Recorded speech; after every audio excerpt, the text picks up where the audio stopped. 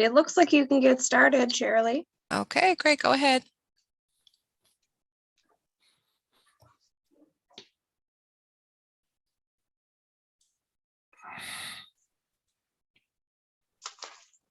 Keith disappeared. Oh, there he is.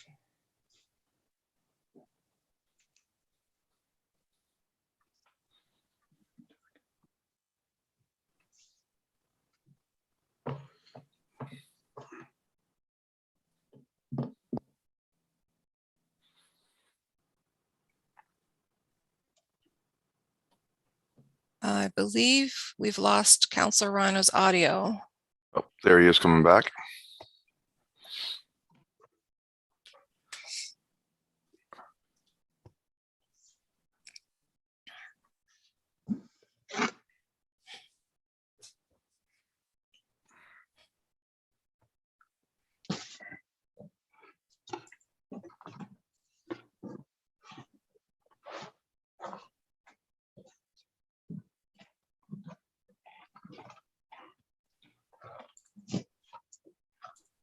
Oh, there we go.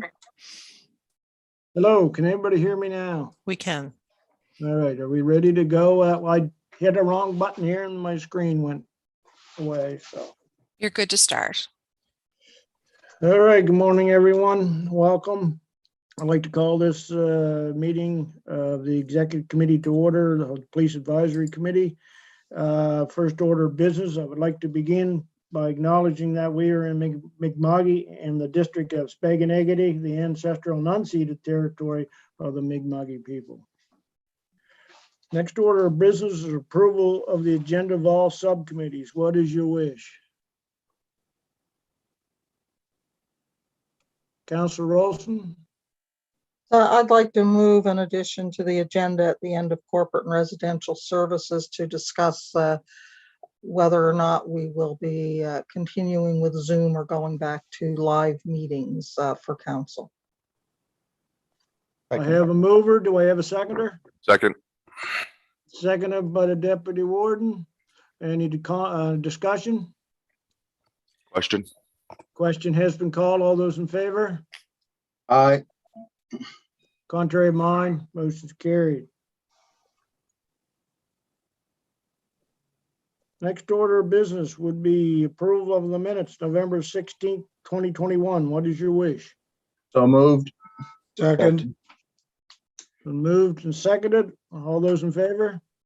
Aye. Aye. Contrary of mine, motion is carried. Before we begin, I'd like to have a verbal update, bring a verbal update. Staff continue to advertise to fill the 2 vacancies and hope to move to interviews in the next month or so to have these positions filled for the next Police Advisory Committee. If anyone out there is aware of anyone who may have an interest, send them along and get them in contact with Shirley, or they can go through the website. And that would be good. Next order of business would be Rcmp quarterly report. Staff Sergeant Bushel. Good morning, everyone. Morning. I'm joined again by Sergeant Roy, our operations off NCO, and we'll proceed as we normally do with a quick breeze through our agenda, and we'll have the HR update and operations update. We'll look at some calls for service, then thoughts, questions at the end. But as per normal, if there's any questions throughout the presentation, feel free to ask those at any time.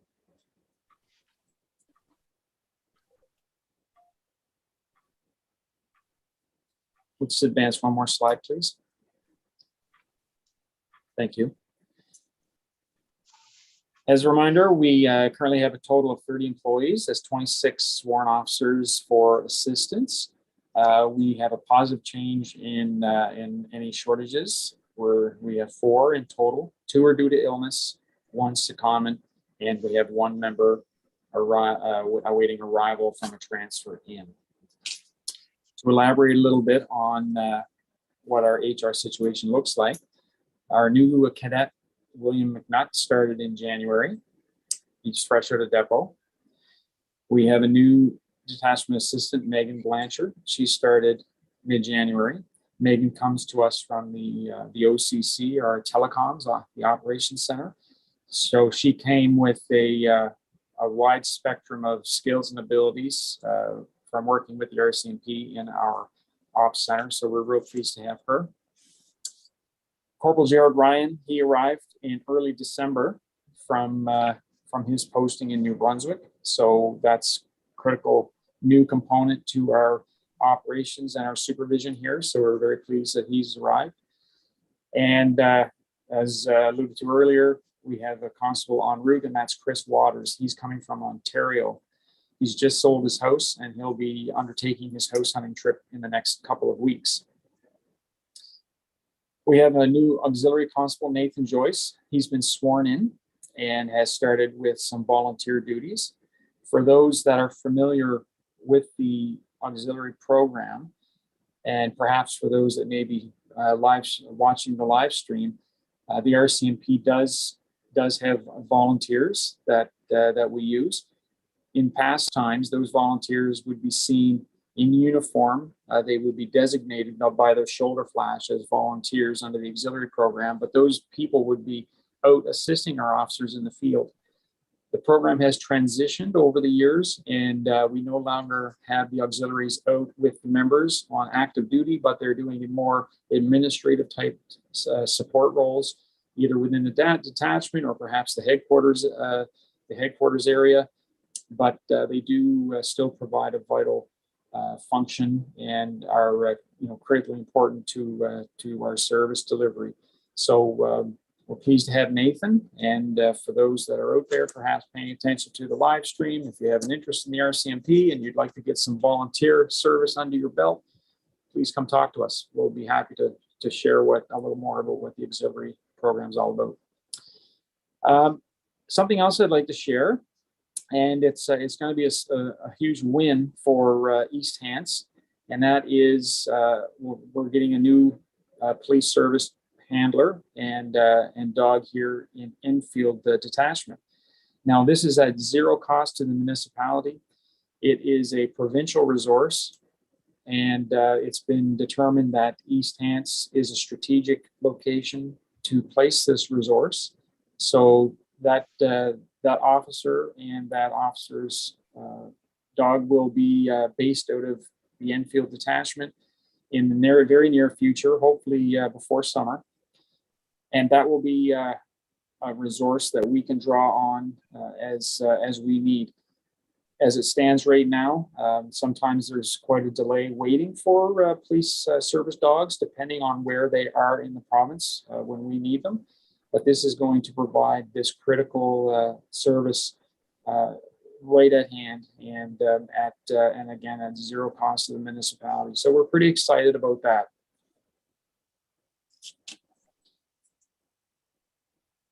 We'll advance one slide, please.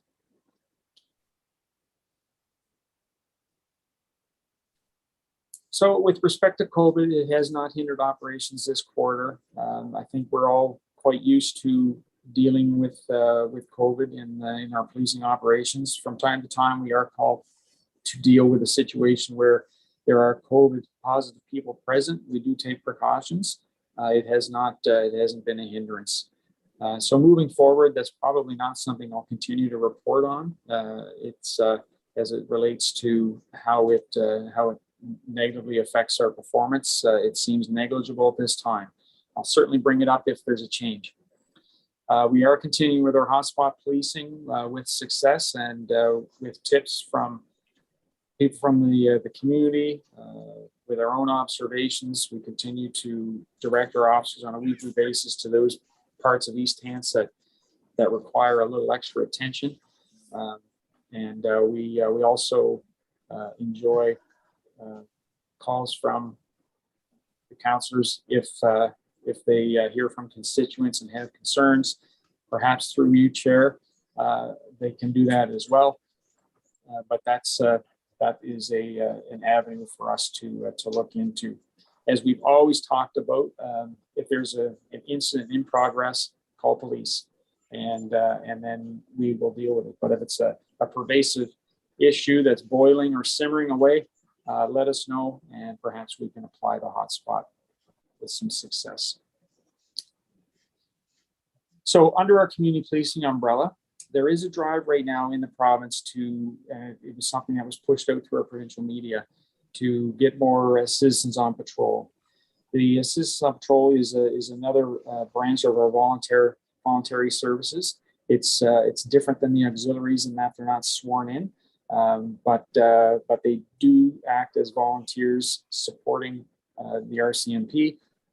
For those again that are out in streaming land and are paying attention and would like to contribute to their community wellness and safety through a passive and role such as Citizen on Patrol, we'd love to hear from you, and you can contact us at the detachment for some more information. So a little bit of info on what we did over the holiday season. Our crime prevention group was involved with the Christmas parade. They talked also about the Seniors Police Academy. Due to what is happening with COVID, we put planning for that on hold. We were looking to kick it off late March. We put that on hold. We had a Suffolk Cruiser through Sobeys in partnership with Sobeys. That was very successful. We were able to get a lot of groceries for the Caring and Sharing Food Bank. We participated in the Lance Food Drive with the Lance Fire Department. That yielded 43 grocery carts and $282 in cash for the food bank. That was a huge success, and the people of Lance were always ever gracious in supporting the food bank that night. We were also at the Garden Road Food Drive. That yielded 11 grocery carts plus toys and $145 in cash. So those were a couple of initiatives we were pleased to be a part of over the holiday season. Our street crime is now fully staffed. This is, we had one member away all fall on secondment. That member's back now, and we kicked off the new year with some very aggressive work. Several local targets have been identified, and a local dealer was arrested just last week. We're planning on more to come, but we're real pleased with the efforts and the success we've been having with our street crime this quarter, this new quarter, that is. In the local paper through the Laker, we've started a new initiative called East Hants Most Wanted. That's where we showcase someone who's outstanding on a warrant from East Hants, Rcmp. Thus far, we've had excellent results through tipsters, as well as some offenders calling and turning themselves in. These are warrants that have been standing for a while, and either officers have been unable to locate the individuals, or the individuals have moved away, and thus we have not been able to execute those warrants. So in an effort to get that tidied up, this initiative has been started. So if you see that in the Laker, then don't know what that's about.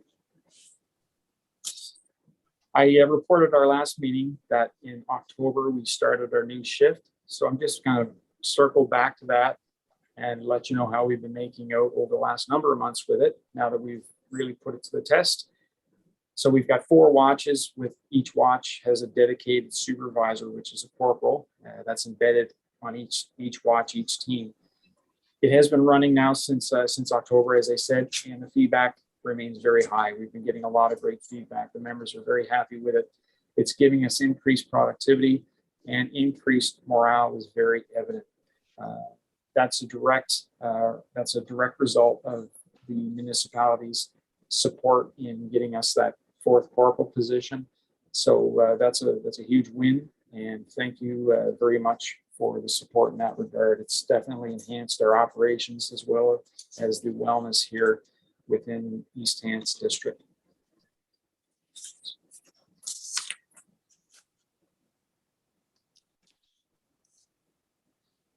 So this winter, operations remain steady and consistent.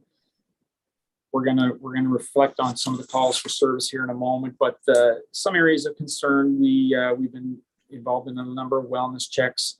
That seems to be a growing trend. Perhaps people are just becoming a little more used to reaching out to police to perform wellness checks, but it's something that we are doing. It seems we're doing more of these, in the last years or so, particularly perhaps over the holiday season. It's more evident.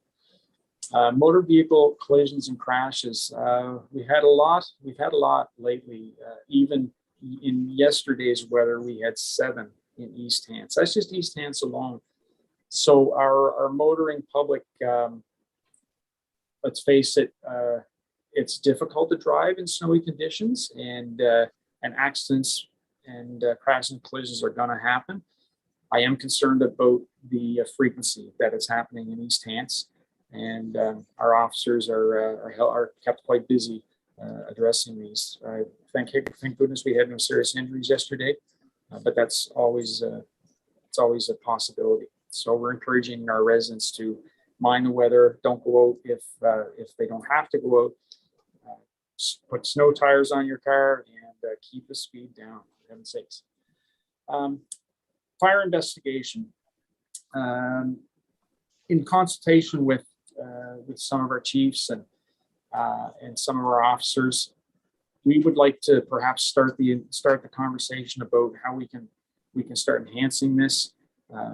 It's a topic perhaps that we can discuss some offline, but scene continuity, investigative capacity, these are areas that I'd like to look into, and through the support of the municipality, through the chiefs of each of our fire departments, it's somewhere where perhaps we can build capacity. We've had a number of fires in the East Hants area over the last quarter, various areas of East Hants, but it's evident in the media that they are occurring.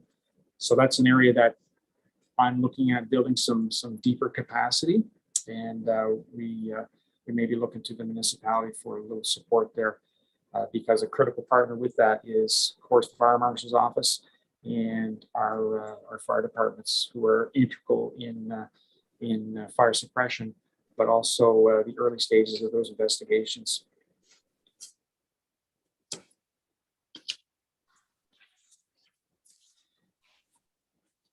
I'll turn your attention now to our calls for service. You can take a moment and review that. And if there are any questions in particular, I'd be happy to speak to those. For the most part. Sorry, Corey, with the calls for service, is there anything that jumps out at you that we should maybe discuss, or you want to elaborate on? Well, at the very top one, as I pointed out, crashes, collisions. We had quite a spike over the last 3-year average during this period. So the 3-year average represents the 3-year average during the same time period. So it's not 3-year average that is inclusive of the summertime when the weather is nice. That's the 3-year average of this quarter, the same quarter. So there is quite a spike there. Perhaps I can't speak to why it's happening. Is it people are driving a little quicker?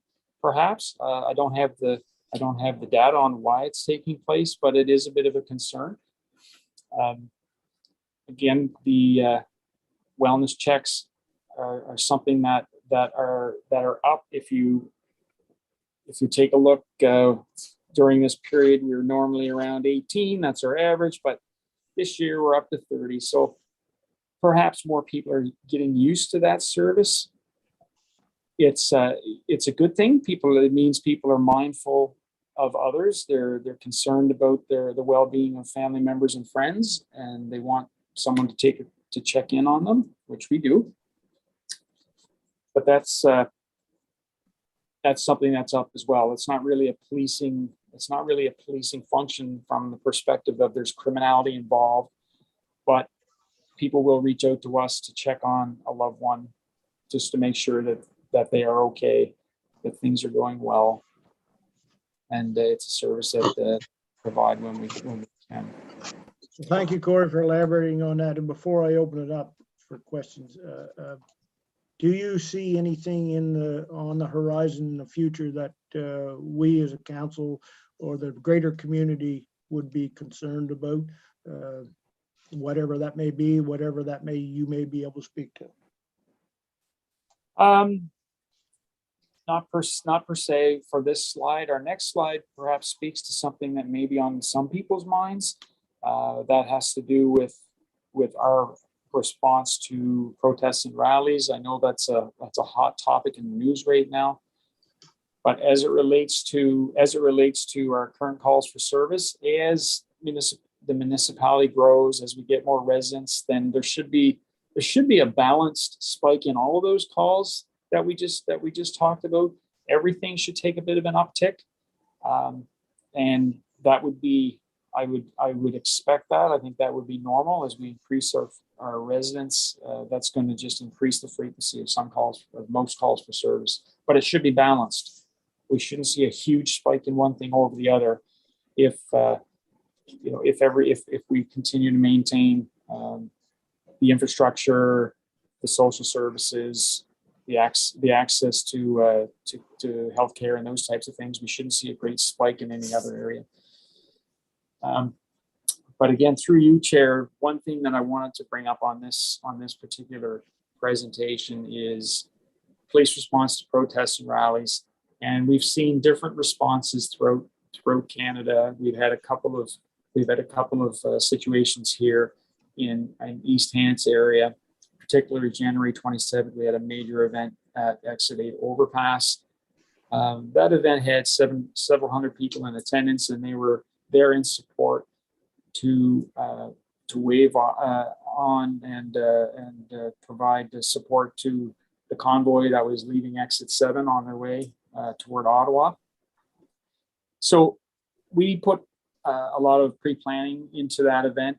Our key goal being public safety. We were very pleased that we were able to achieve that. And I say excellent public safety results, knock on wood. There were no injuries. We had one young fellow that got his tongue stuck to the rail on the overpass, but that was the extent of the injuries, thanks heavens. But when you have that many people standing on roadside, particularly at an intersection like an overpass where you have 2 points of entry, 2 points of exit, and actually, well, if we're including the on and off ramps, it's 3 points of entry, 3 points of exit. The potential for someone getting run over was huge, and we were quite concerned about that. And so we brought all of our resources to bear and set up for that. But I just want to acknowledge that those types of events can be unsettling for local residents, and some people perhaps think that police should have, should have no contact or intervention whatsoever. Where the other side of the spectrum is, some people perhaps believe that police should absolutely shut these down. I'm just here to provide some insight into why we do what we do. So under the charter, everyone has the right to a peaceful and respectful protest. It's also been acknowledged through the courts that there's an expectation that the protest may cause a mild inconvenience, and that is not to be confused with criminal offenses or harassment or endangering other people. So a mild inconvenience may be something like slowing traffic, a little bit noisy, that type of thing for a short period of time. Obviously, what is the noise that's happening, as we see in Ontario, has been deemed to be excessive and out of the balance and not mild.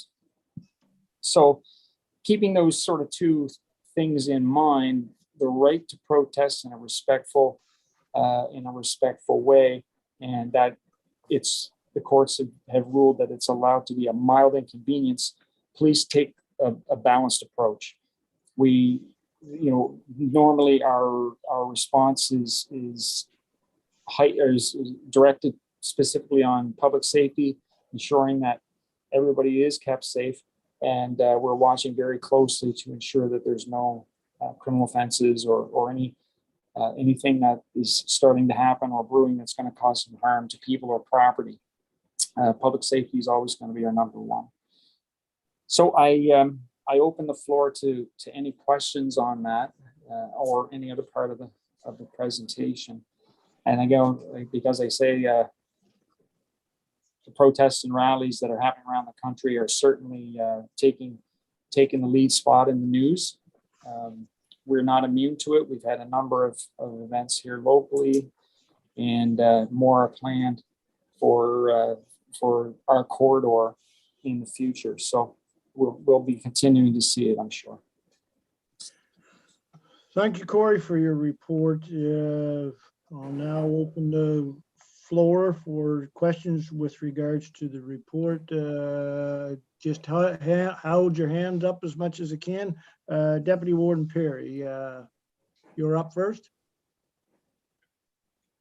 Thank you. Just counselor now. That was last year. Oh, excuse me. That's my own fault. Not a problem, Councilor Rano.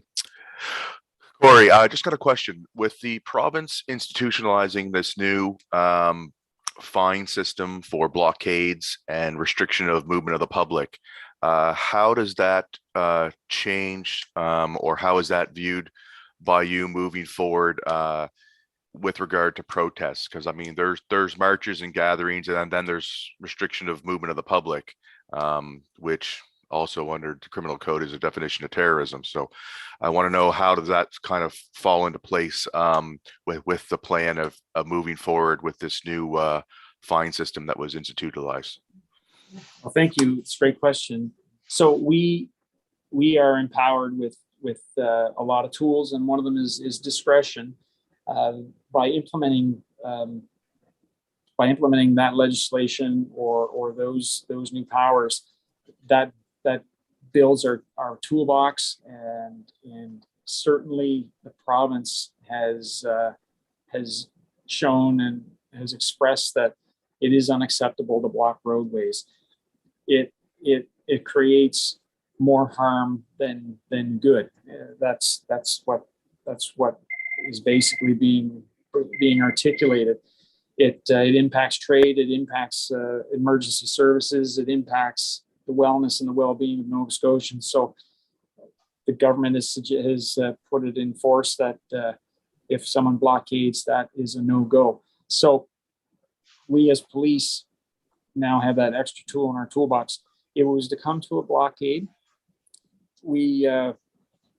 anything that we would do locally is always in consultation with the broader provincial Rcmp, and that is for consistency. That is to make sure that there's adequate resources to bring to bear. 3 members in East Hants to shut down a 100-person blockade is just not going to do it. So in order for us to use that type of enforcement action, we just have to make sure that our planning is well underway, and that we have the support of the broader Rcmp. And under the PPSA, you can rest assured that we're able to draw upon all the municipalities if required for that extra support. But yeah, it does add an extra tool to our toolbox, and it's something that we would have to use if necessary.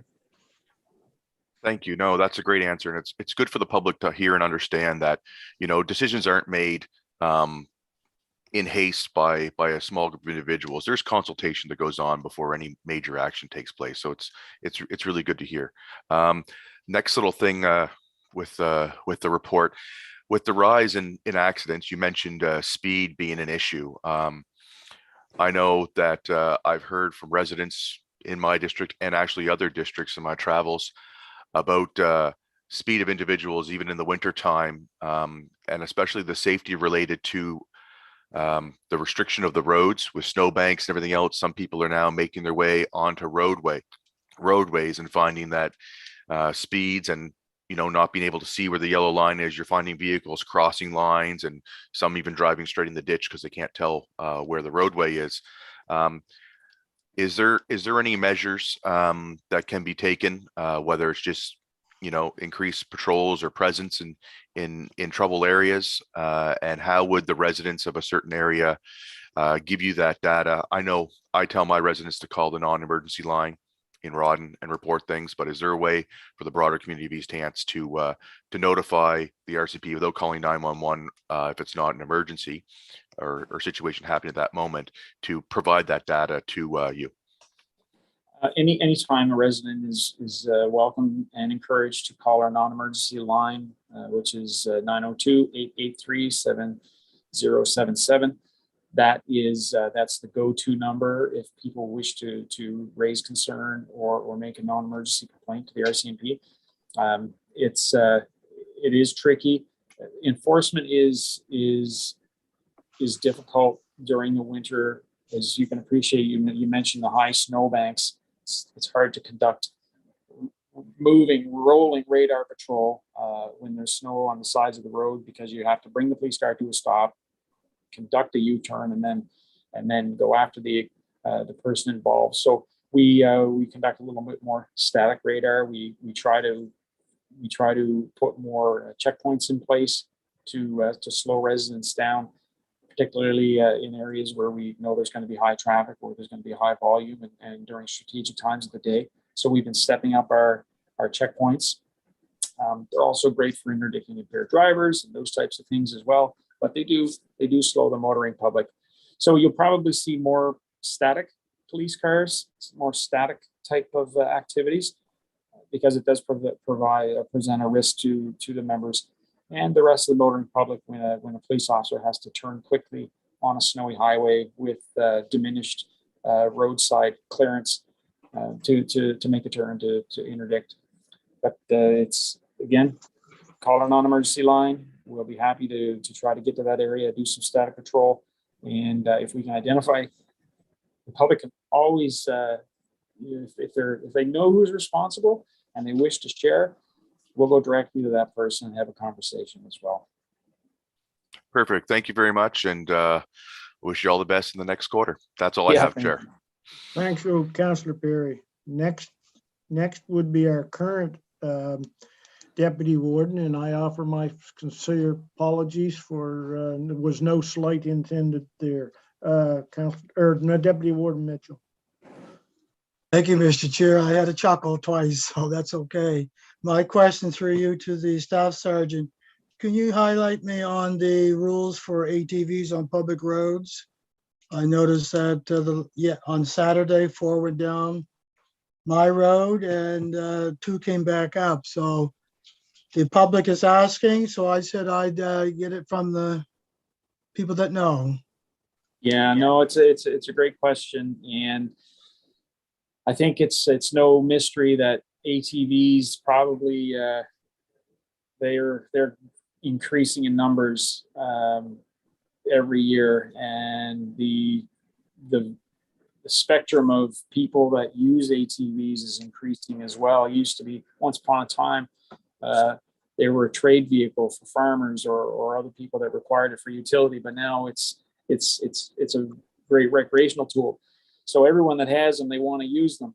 The bottom line is it's illegal to drive them on the road unless it is a designated area.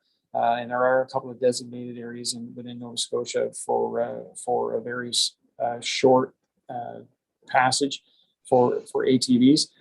However, there is a small part in the Motor Vehicle Act that states, and don't quote me because I'm paraphrasing here, but when the road is impassable, quote unquote, due to snow or something else like that, a snow machine or an ATV is allowed to get up onto the road in order to be a mode of conveyance. Some people take that a little liberally, and they use it as an excuse to get up onto the highway for when there's snowy roads, in particular for recreation purposes. That wasn't the intent under the Motor Vehicle Act. It was, in times when the roads were impassable, you could use an off-highway vehicle to get up onto the road, to use it as a mode of conveyance to get from one place to another.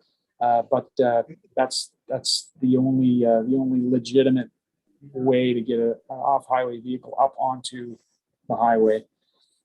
Other than that, it's illegal. No, a follow-up, just on Saturday, the road was passable by motor vehicles. And I guess they were just up having some fun. Yeah, and we just in our last quarter, we Meetings and all that stuff. forgive me, I may be talking over. I think that there. Okay, we're looked after. Go ahead. So thank you, Chair. We did over the last quarter interdict one particular individual who has been a bit of a menace on his ATV in the East Hants area, and we were able to track him down, arrest him and seize his ATV and turn it over to the province. So in those instances where people are drawing a particular high amount of attention to themselves, we're putting that extra effort in to deal with it. But you're right, you're going to see ATVs on the road from time to time, and it's not supported by police. And it seems to be how things are going now that many people have ATVs. Thank you. I'll pass that on to the residents who were asking. That's all, Mr. Chair. Thank you, Deputy Warden. Anyone further have any questions with regard to the report? Councillor Knockwood, All set? go ahead. Yeah. I think, I'm kind of support the people who have the right to protest, but do it in a safe manner. I've been involved in a few protests, few slowdowns on highways. It's a very dangerous thing to do. And during the 27th, I got off the highway and got into exit 10. I see little children hanging over the rail on the bridge on the overpass, and that's extremely dangerous. And I encourage people not to take kids up that on the overpass highways. It's like I said, it's a dangerous time, especially in the wintertime to thing. And I think, I don't know if we can or the Rcmp can at least do it in a safe manner, what to look out for. It's extremely dangerous. Like I said, I was in several things of slowing down traffic, being an awareness of what's going on in Canada, Nova Scotia, New Brunswick, etc.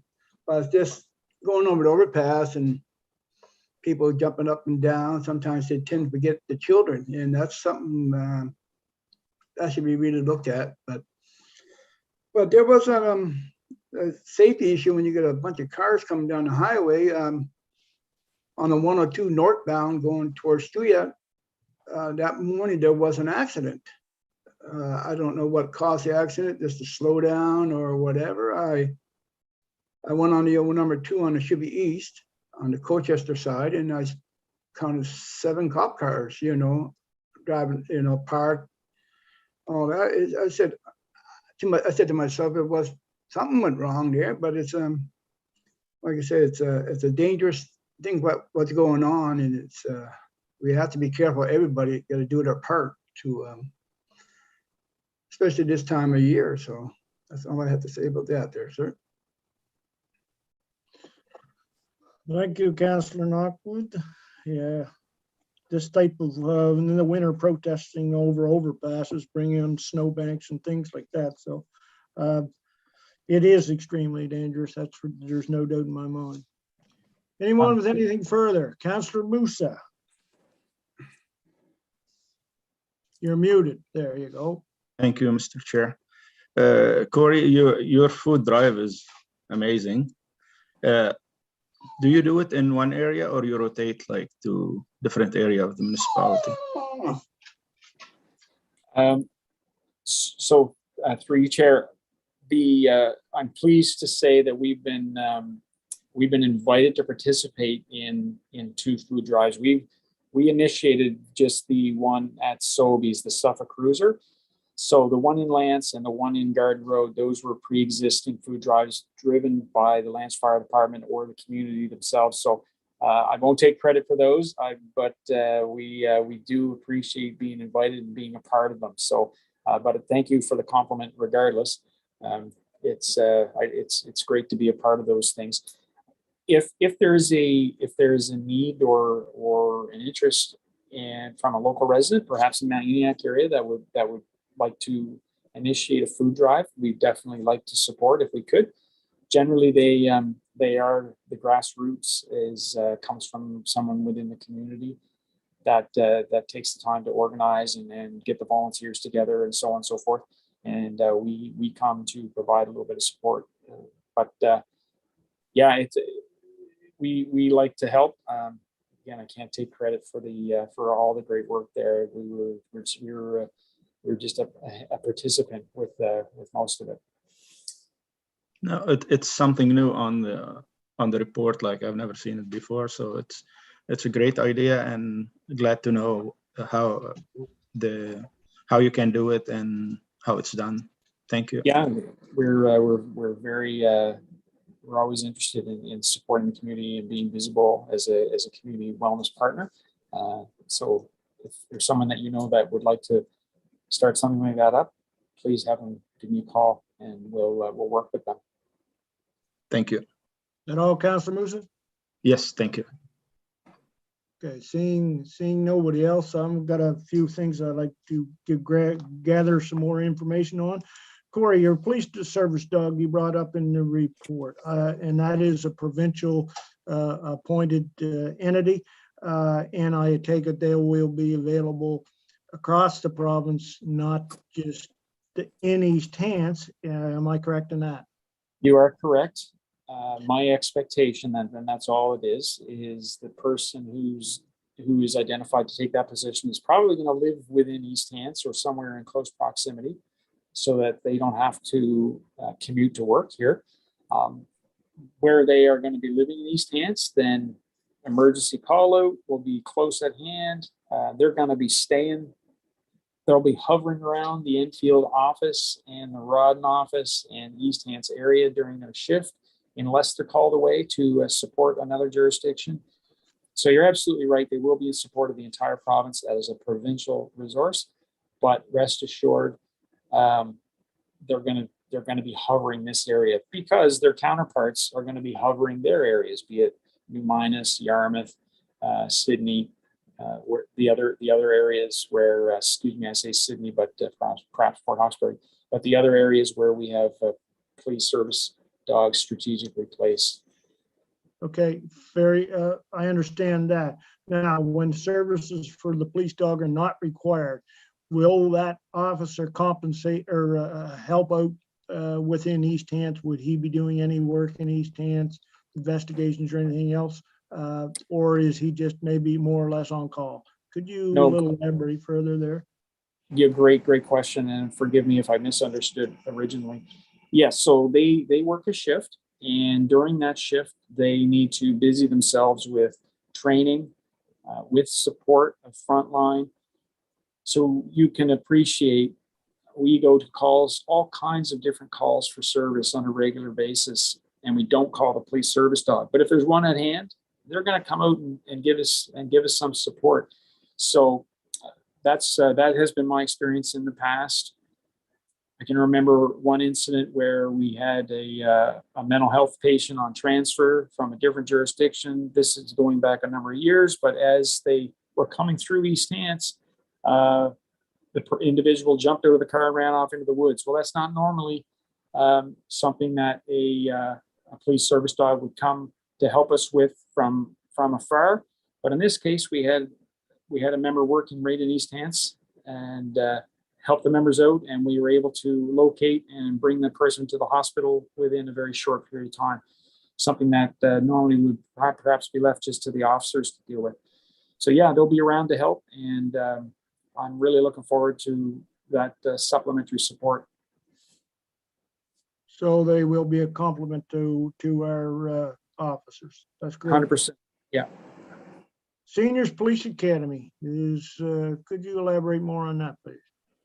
So that will be under the umbrella of our community policing, our crime prevention committee that's the out of East Hants, and it is a fun, engaging activity to reach out to the seniors around East Hants to provide some activity for them, but also a little bit of education. So through the Seniors Police Academy, the types of things that we would want to be talking, would consist of 6 weeks of midday or early evening activities, which would be things about frauds and scams, perhaps good information on wellness, maybe bring in a nutritionist or someone to talk about finances and support. But then the police academy thing again would talk about those types of things that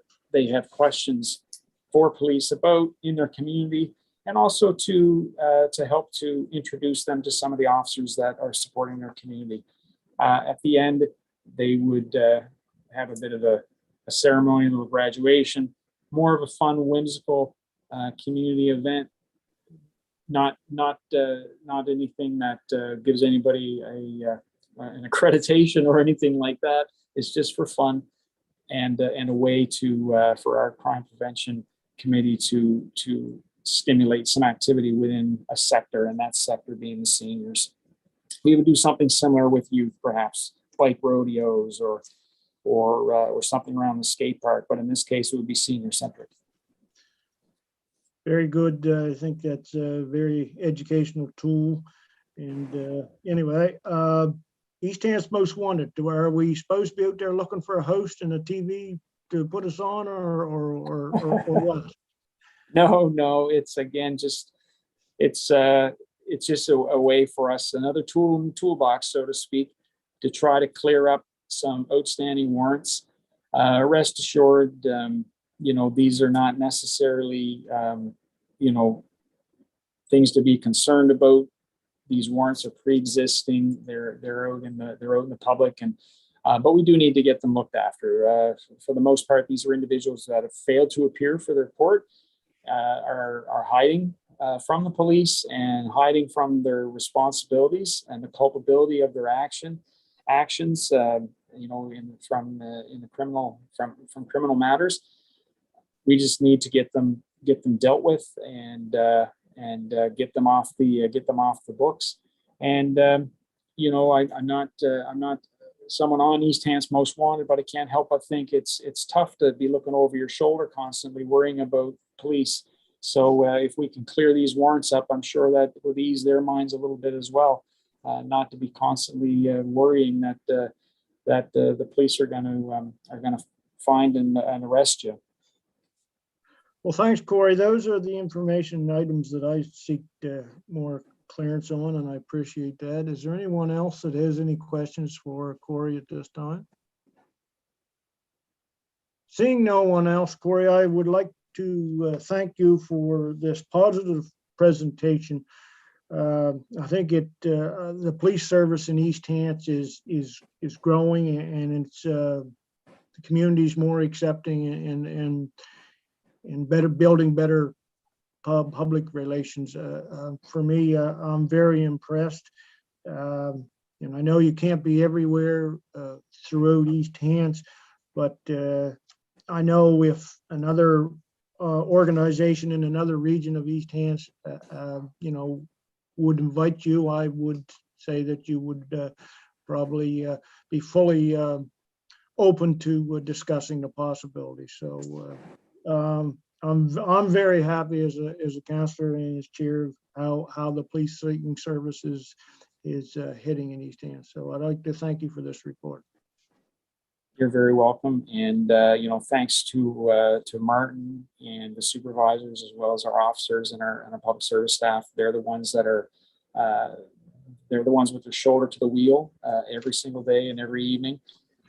So I'll pass on those thanks, Chair, to them because they're the ones that are out there doing the good work. So I appreciate those comments. Anything further, executive committee members? Seeing none, that brings us to the end of our police advisory portion of the executive committee. And I will now, oh, before I go, I just reminded, we had a resignation here before that wasn't properly, well, was properly dealt with. Mr. Greg Densmore. I would like to have a motion crafted to sending him a letter of thank you, thanking him for his service on the Police Advisory Board. Is anybody prepared to make that motion? Moved by Councillor Green, seconded by Deputy Warden. Although, any comment or question? Question? Question being called. All those in favor? Contrary of mind? Motion is carried. So that brings us to the end. We will turn it over, well, I'll entertain a motion for adjournment to turn it over to Councillor Perry, Corporate and Residential Services. Moved by Councillor Knockwood, seconded by Deputy Warden. All those in favor? Contrary of mind? Motion's carried, and it's over to you, Councillor Perry. Thank you, Councilor Rhino. First point of business is approval of the minutes of January 18th, 2022 and February 3rd, 2022 and February 8th, 2022 budget meetings. So So moved. moved. So moved. All those in Second. moved to second. All those in favor? Aye. All right, motion carried unanimously. Next item on the list is new employee introductions.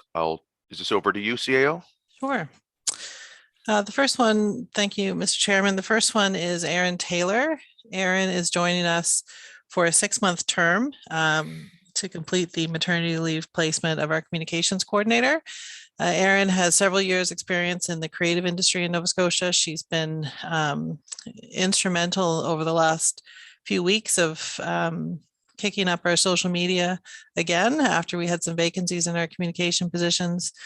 And we're really excited to have her. So we thank her for joining us for 6 months. It's a fairly short contract, but we've struck gold, I think. So we're very lucky to have her for that time. I think Sue will pop in for the next one. Thanks, CEO. Through the chair, myself and our finance team are very excited that Adam Brewster has joined us as the new manager of accounting. Adam is a CPA, he's a chartered professional accountant, and he has recently moved back to Nova Scotia, where he's originally from, and he's come from away.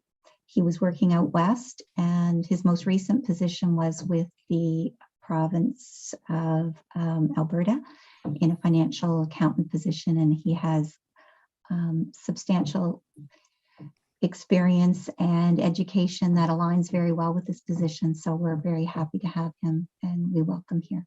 Thanks. Thank you. And on behalf of committee and council, welcome Aaron and Adam. Next, we'll be going back to you, Sue, for December 2021 pension cost certificate. Thank you. I am just going to bring it up. Bear with me for a second here. That one, sorry about this. Just going to minimize.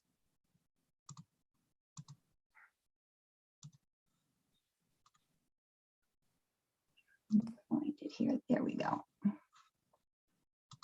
Share my. If Shirley, if you could provide sharing for the document, that'd be great. I'm not currently able to share it.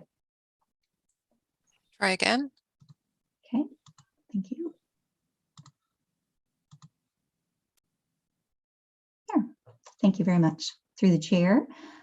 This morning, we're bringing forward a pension cost certificate. Councillors may recall last year we brought forward the same type of report.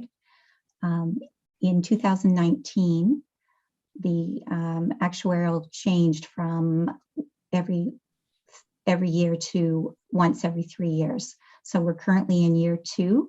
So we're obligated to bring back a cost certificate, which is submitted to the province based on legislation to the actuarial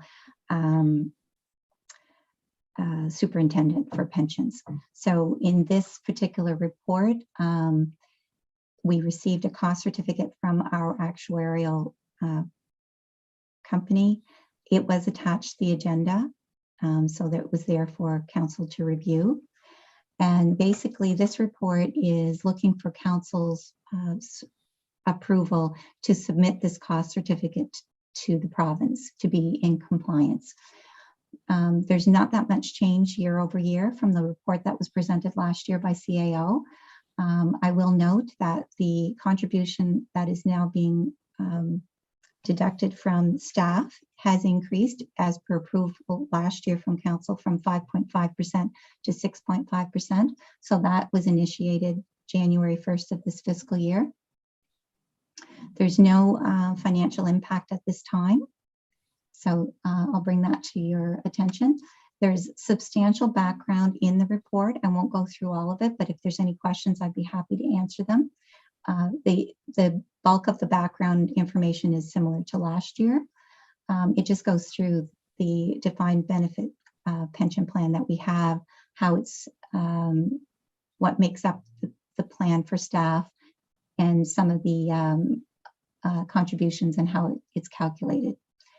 There's also the motion in the report from last year that council approved various items, and as I mentioned, it approved the deductions for employees moving to 6.5, which has now been put in place. And also a lot of information on how the pension is operated. And staff oversee this, but really most of the pension is overseen by experts in their field. And this is why we're bringing this forward. So for council's benefit, and it is in this year's budget, we normally budget, we include in council's budget annually a contribution of 10.5% for pension contributions. And any amount that isn't used in the fiscal year goes into a reserve. And currently the reserve balance is $999,651, very healthy. And those reserves are used for special payments, including any upgrades that council has also approved for staff when they retire. And there is some information in the document about the upgrade as well. And council approved back in 2020 that the upgrades for employees would be eligible until September 2023. And the next actuarial will be done in for the period December 2022. There really isn't any alternatives for this. We are mandated to submit this cost certificate to the province, so I haven't really included any. And I'll scroll back up to the motion for council's consideration.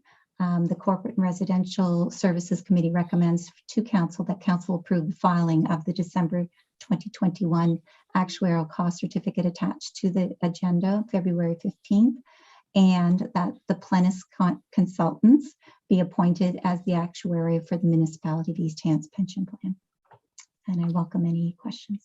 Thank you, Sue. First up to speak, Councillor Green. I'll move the recommended motion. All right, motion's been moved, seconded by Councillor Cole. Deputy Warden, you were on before the motion. Yes, thank you. Question through the staff. The pension plan is healthy, as I hope, and if everybody that was eligible to retire decided to go en masse, there would be no repercussions to the municipality? That's correct. We do have a healthy plan. It is overseen, it's legislated. We have the actuarial that looks after the plan, and it's also overseen by Manulife. And we are legislated annually to do this particular cost certificate and to have an actuarial every 3 years. And we also have reserves in place when staff retire. Thank you, that's all. Thank you, Mr. Chair. Thank you, Sue. Thank you, Deputy Warden. Next up, Councillor Musa, towards the motion. Thank you, Mr. Chair. Sue, can you explain a little bit more about, like, I see some deficits like $7,000 7,539,000 or something. Is that deficit? Like in a bracket? I'm just looking, which specific, are you looking at the actual actuarial? I think he's looking at the report? actual sheet. Okay, so it is the requirement of the plan that the municipality through the council does have to make up any deficits. The plan right now is healthy, and we contribute special payments for any particular decrease in investments. You would have seen that back in 2018. We had a quarter that was not very favorable. And so what happens is then we're obligated to increase a special payment each year to make up for that. So at any given time, we are always through our actuarials and through Manulife, at least quarterly. We usually meet quarterly to review this, and they advise us on what we need to do to ensure that it's a healthy pension plan. Does that help? Okay, the CAO also wants to weigh in. Go ahead, CAO. Sure. Through you, Mr. Chair, the 7.5 million that I think Councillor Musa is looking at is the solvency deficit.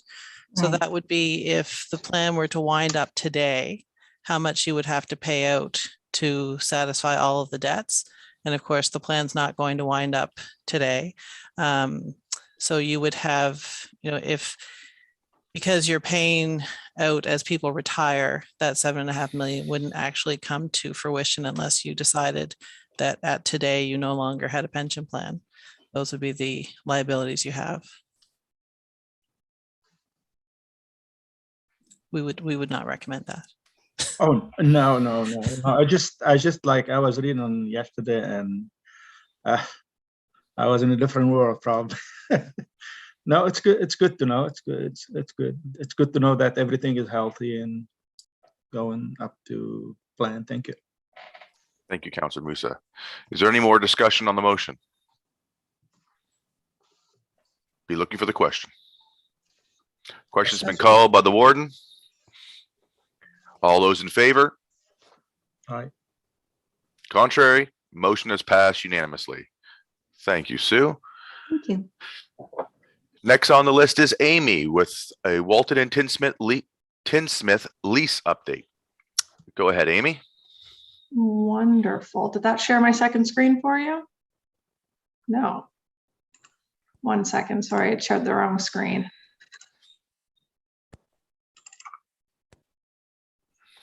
Wonderful. Thank you for your patience there. I guess my screens got switched between 1 and 2. All right, thank you through the chair. The report in front of you is an update to a report from a September 2021 report that was seeking direction to renew the leases for both the Walton Lighthouse and the Tinsmith Museum, as those leases are set to expire in April and May respectively. So at that September meeting, staff brought forward the recommendation to renew their leases for 10 years in alignment with current terms and conditions, but also to amend those agreements to increase their annual operations and maintenance grants to account for the cost of inflation that's occurred over the last decade. Council directed staff to have conversations with the community groups to ensure that the proposed increases would be sufficient. PRC staff met with both community groups, and they have both confirmed that the operating fund increases do meet their requirements. So as such, we are back in front of you today with the same motions that we presented in September. So on the screens are those motions to renew the community group leases with increased grants adjusted annually for CPI going forward. Thank you. All right, thank you, Amy. First up to speak, Warden Ralston. Thank you. I'd just like to say I think we are exceedingly fortunate to have these two groups to look after these assets in East Hants, and they do wonderful work in looking after it and providing tourist opportunities and many other things. So having said that, I will move the recommended motion. Second. Moved by the warden, seconded by Councillor Musa. Is there any discussion? Question. Question's been called. We'll go to the vote. All those in favor, raise your hand. Aye. Aye. Contrary, motion has passed unanimously. And up next again is Amy with the Enfield Earthkeepers.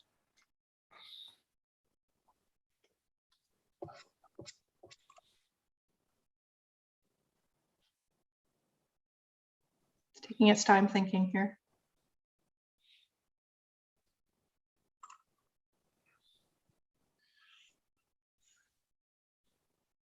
Great, thank you through the chair. So the report in front of you now is about the Enfield Earthkeepers lease. So their lease for the CN train station, it expires at the end of July 2022.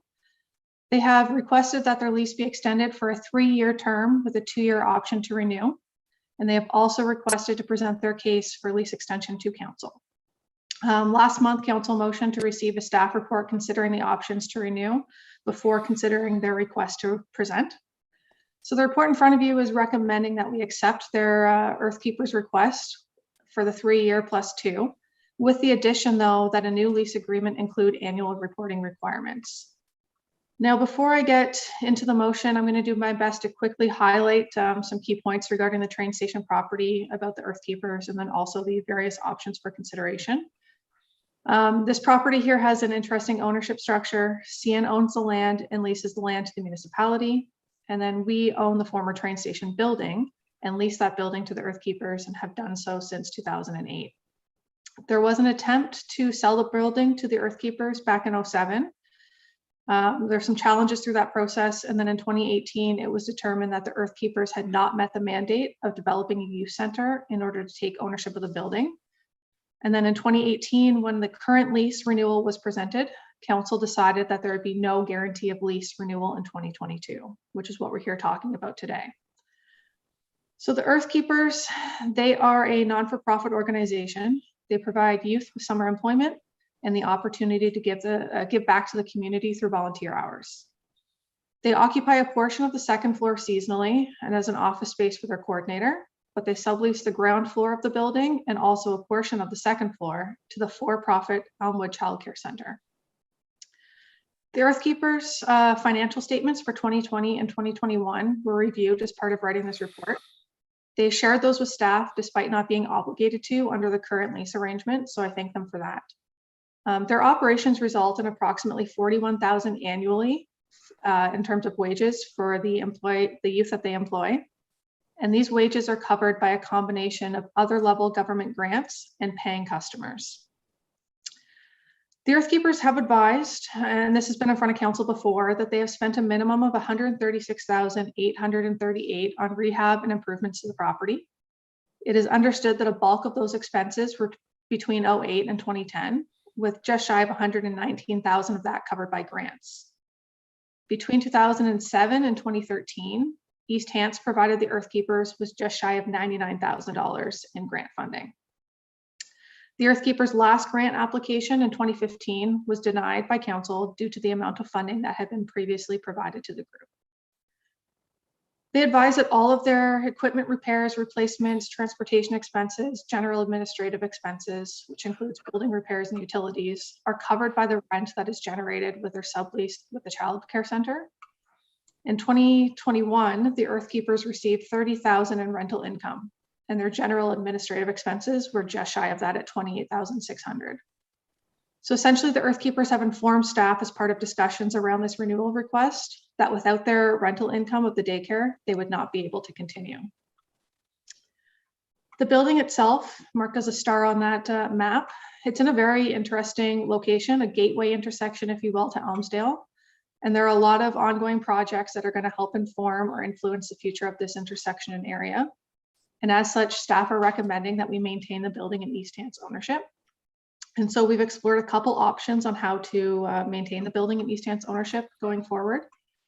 So option 1 on the screen is to continue the existing lease arrangement, which is the recommendation and essentially the status quo option. So we would continue our role as landlord with expenses on our end estimated around $42.50 annually. And that's for building repairs, mostly to the exterior, and insurance. The Earthkeepers would remain responsible for their operations, which, as I mentioned, is subsidized and dependent on their sublease with the Elmwood Child Care Center.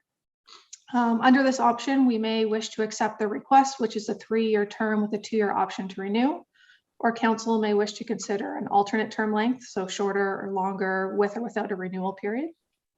Regardless, under this option, staff are recommending that we add requirements to the lease for annual reporting of financial statements, community benefits, and the like. Option 2 would see us assume operations of the building, and we would enter into new lease arrangements. We could offer to lease the ground floor directly to the child care center, which would see them be responsible for utilities, snow clearing, janitorial, minor maintenance. And that rental revenue, so such as that 30,000, would come directly to the municipality to cover upkeep of the building, with any leftover funds added to an annual reserve. We would then offer to lease the second floor to the earth keepers, so they would still be present at the building and still at a nominal $1 rate. In exchange, they would be responsible for grounds maintenance. Now, it's important to note under option 2 that the earth keepers would lose the rental revenue from the daycare, that $30,000, which is approximately 38% of their revenue. So council would need to give consideration if they are comfortable putting the non-for-profit group in this situation. In terms of alternatives, council may also wish to revisit surplus disposal conversations. The report outlines those options and highlights that it may be a nominal fee or attract at market value, and that we'd also have to give consideration to the ground lease with CN and ensure that that can be appropriately addressed. And just as a reminder, before making a decision, council may wish to hear a presentation from the earth keepers, which was what they requested to do at last month's council meeting. Ultimately, staff are excited by the ongoing projects and study areas close to the building, and we believe that those should provide some information necessary to make evidence-based decisions about the long-term value of the building. And as such, staff see value in accepting the earth keepers' request, maintaining them as tenants. However, as a nominal lease opportunity does help subsidize their operations, we believe it's reasonable to expect that they provide annual reporting, which again is not a requirement of the current lease, but it is a requirement that we have with other groups in similar community leases. So I'll scroll back up to bring the recommended motion onto the screen. So staff are recommending that we enter into a new lease agreement with the earth keepers for a term of 3 years with a 2-year option to renew.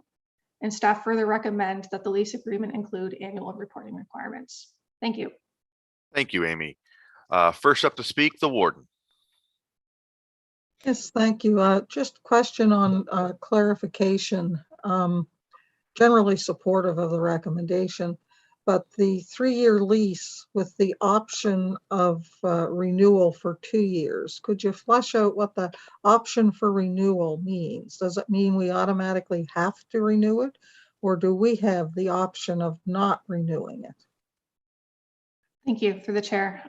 You could view this as if you're accepting a 5-year arrangement. However, what a renewal term structure really does for you is it allows parties to revisit that term length after that initial 3 years without having to come back to council for approval for that additional 2. It would allow each party to provide notice of intention to continue the arrangement. So if after the 3 years, if they're not in a financial situation to carry on, they could opt out. Or if we say have identified future plans for the building, we could opt out of the renewal. So at the very least, we are committing to the 3 years, provided that both parties continue to meet terms and conditions of that lease. And then again, there's that option for another 2 years without coming back to council. But that option does not guarantee that they would get that 2 years. No, Through the chair, again, they'd have to be meeting all terms and conditions, and it would have termination clauses built in that either party, for defined reasons, would be able to end the agreement after the 3. I guess my only concern would be that if, given all of everything that's going on in that area, if for some reason after 3 years, the council of the day had something different that they saw for that property, I wouldn't want them to be tied into 2 more years of a lease for whatever reason. If we're status quo as of today, I would assume there should be no problem. But if that, I just want reassurance, I guess, that the 2-year option is not, in other words, making it a 5-year lease instead of a 3-year lease. Through the chair, understood. Anything else, Warden? Well, having heard that, I'd be prepared to move the motion. Okay. Seconded. Next, moved and seconded. Councillor Rhino, you were up before the motion. Yes, was there an activities report filed on behalf of the earth keepers? Because I would be interested into the activities and what services they are providing. Has there been a report filed on that? Through the chair, not at this point. As mentioned, the current lease structure does not obligate them to share a, say, annual report. We're recommending that in any future lease arrangements that we do include that, which is typical to what we have with our other community groups.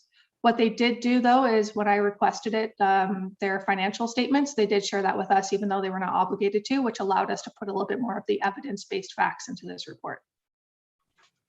So if I heard you correctly, that if this motion passes, then there will they will be mandated for an activities report each year?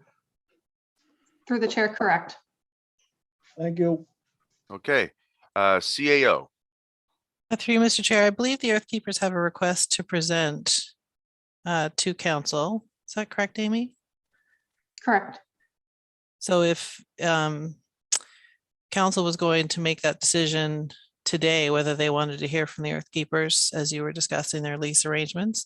So if you wanted an activities report for what they've been up to lately, that would probably form part of their presentation to council if council so chose to entertain their request for a presentation.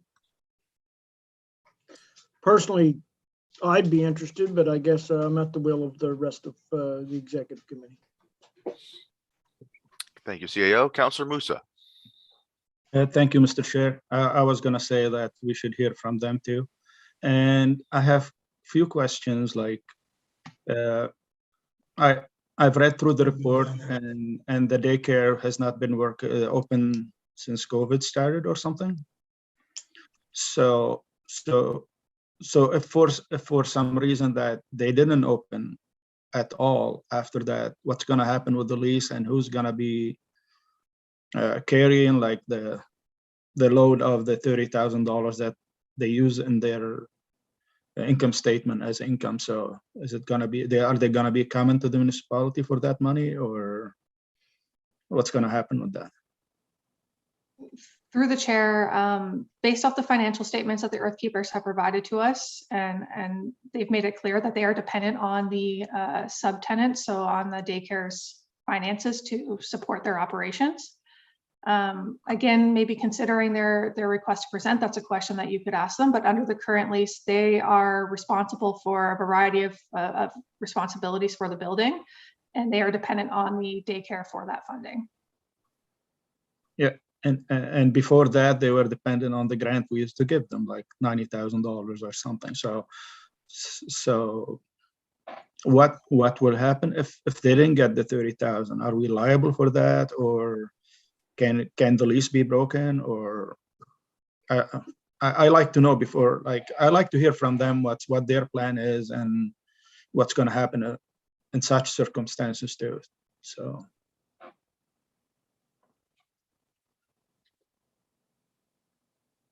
Okay, is there anything else, Councillor Musa? Thank you. That's for now. Okay, next up is the Deputy Warden. Thank you, Mr. Chair. Through you to staff, we've been looking at the village core design or the streetscape design for the 214. Will this lease have any effect on that progress going forward? Through the chair, Graham Scott is leading that project, so I don't want to speak too much on it, but that is something that we've taken into consideration and feel confident that we can renew this lease for the 3 years with a 2-year renewal. And again, kind of addressing some of the comments that the warden has made already, is that the option to renew at 2 years, if we've identified future plans for the building that have come out of those study areas, we would have rights under the lease to not move forward with that 2-year renewal at the 3-year point. They would be entitled for the 3 years, the original 3 years. Through the chair, correct. Okay, thank you, Mr. Chair. Thank you, Deputy Warden. Next up, Councillor Garden Cole. You're on mute, Councillor.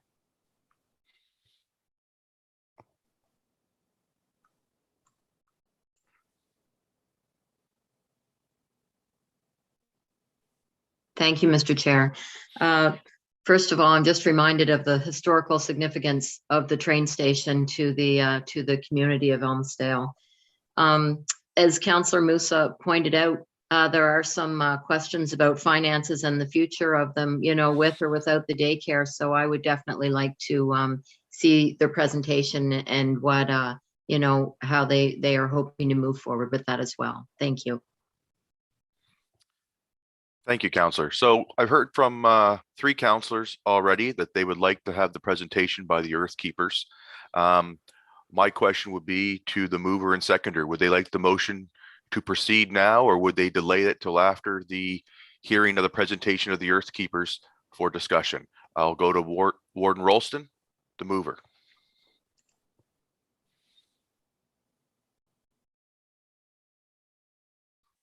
Can't unmute with my space bar anymore. I could earlier. Yes, as the mover, I would be fine to, if someone wanted to move to table the motion until we have the presentation from the Earth Keepers. Counselor Rhino.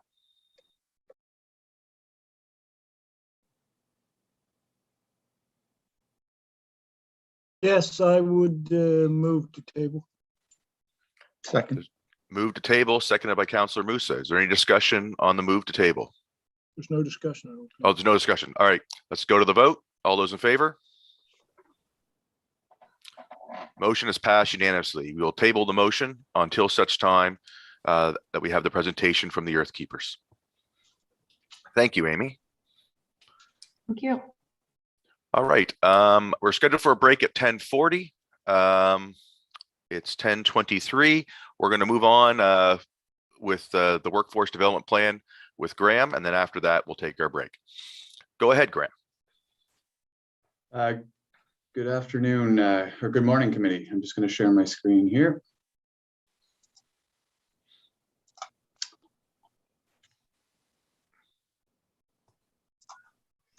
Yep. Can everyone see the screen okay? Perfect. So good morning again, and through you, Mr. Chair, good morning to all councillors. We're here today to present to you the workforce development plan, which has been completed for council. So as many of you are aware, there is a growing and continuing workforce challenge in Nova Scotia and across the country. So in many... Could you enlarge the screen, Graham? Thank you. Sure. Good. How's that? Good. Great. Perfect. So this is one of the most significant issues and problems that employers in East Hants are currently facing. And to start addressing this, as I mentioned, Economic and Business Development have completed for council the East Hants Workforce Development Plan, which was attached to this report. So the plan proposes recommendations and actions that municipal council could take to assist local industry in attracting and retaining talent and encouraging diversity and entrepreneurship in the region. The plan involved analysis of labor market information, stakeholder interviews were completed with employers, and a workforce survey which was distributed as well to local employers. Opportunities for action were built out of that data analysis, and the plan proposes steps that can be taken to address the opportunities. Throughout the course of this plan and the duration of it, I think it's important for council to note that East Hants' role will really act as a facilitator of the workforce development plan, bringing together groups and organizations that will help to support our local industry and employers. In some of the recommended actions that the council will have seen in the plan, we do take a primary role, but in many of them, our role is more as a facilitator and coordinator for those items. So just a little bit about the plan and the analysis. So in reviewing the data that was collected, a number of key themes emerged. And I think it's important to highlight these for council. So East Hants employers struggle to find employees with the right skills and training. And this we've seen sort of as a growing issue over a number of years through council's business retention and expansion program. So this isn't a new issue, but it certainly has come to head in the last number of years. And I think on top of that, East Hants employers consider that this problem is going to continue to develop over the next number of years. So it's not something that's going away quickly. In addition, East Hants employers found that a lack of public transportation was one of the significant barriers for East Hants residents seeking to find meaningful employment within the area. Other barriers to finding employment that East Hants employers felt included challenges with affordable housing, lack of streetscaping and walkability, so being able to move the workforce around the municipality, and a skills mismatch between employers and the needs of the local, employees and the needs of the local employers. It was noted that there was positivity surrounding the growth and development in East Hants and the impact that this will have on the workforce. So the plan really identifies 3 goals as essential to help address the issues within our communities, and they form the overall focus and recommendations. So those 3 goals are to grow local talent, attract new talent into the area, and improve the connectivity and infrastructure within the municipality. There are a number of recommendations or actions, with each of these goals, and they include supporting to upskill local job seekers, continuing to build relationships between East Hants and Savaganagity First Nation, promoting immigration and international workers, continuing to support high-speed internet infrastructure, and continuing to consider public transit opportunities. As well looking at improving the walkability and community attractiveness to help both retain and attract new employees into the area. I did want to make a note for council as well that it is important that any fiscal implications arising from this plan would be brought to council through our annual budgeting process. So there aren't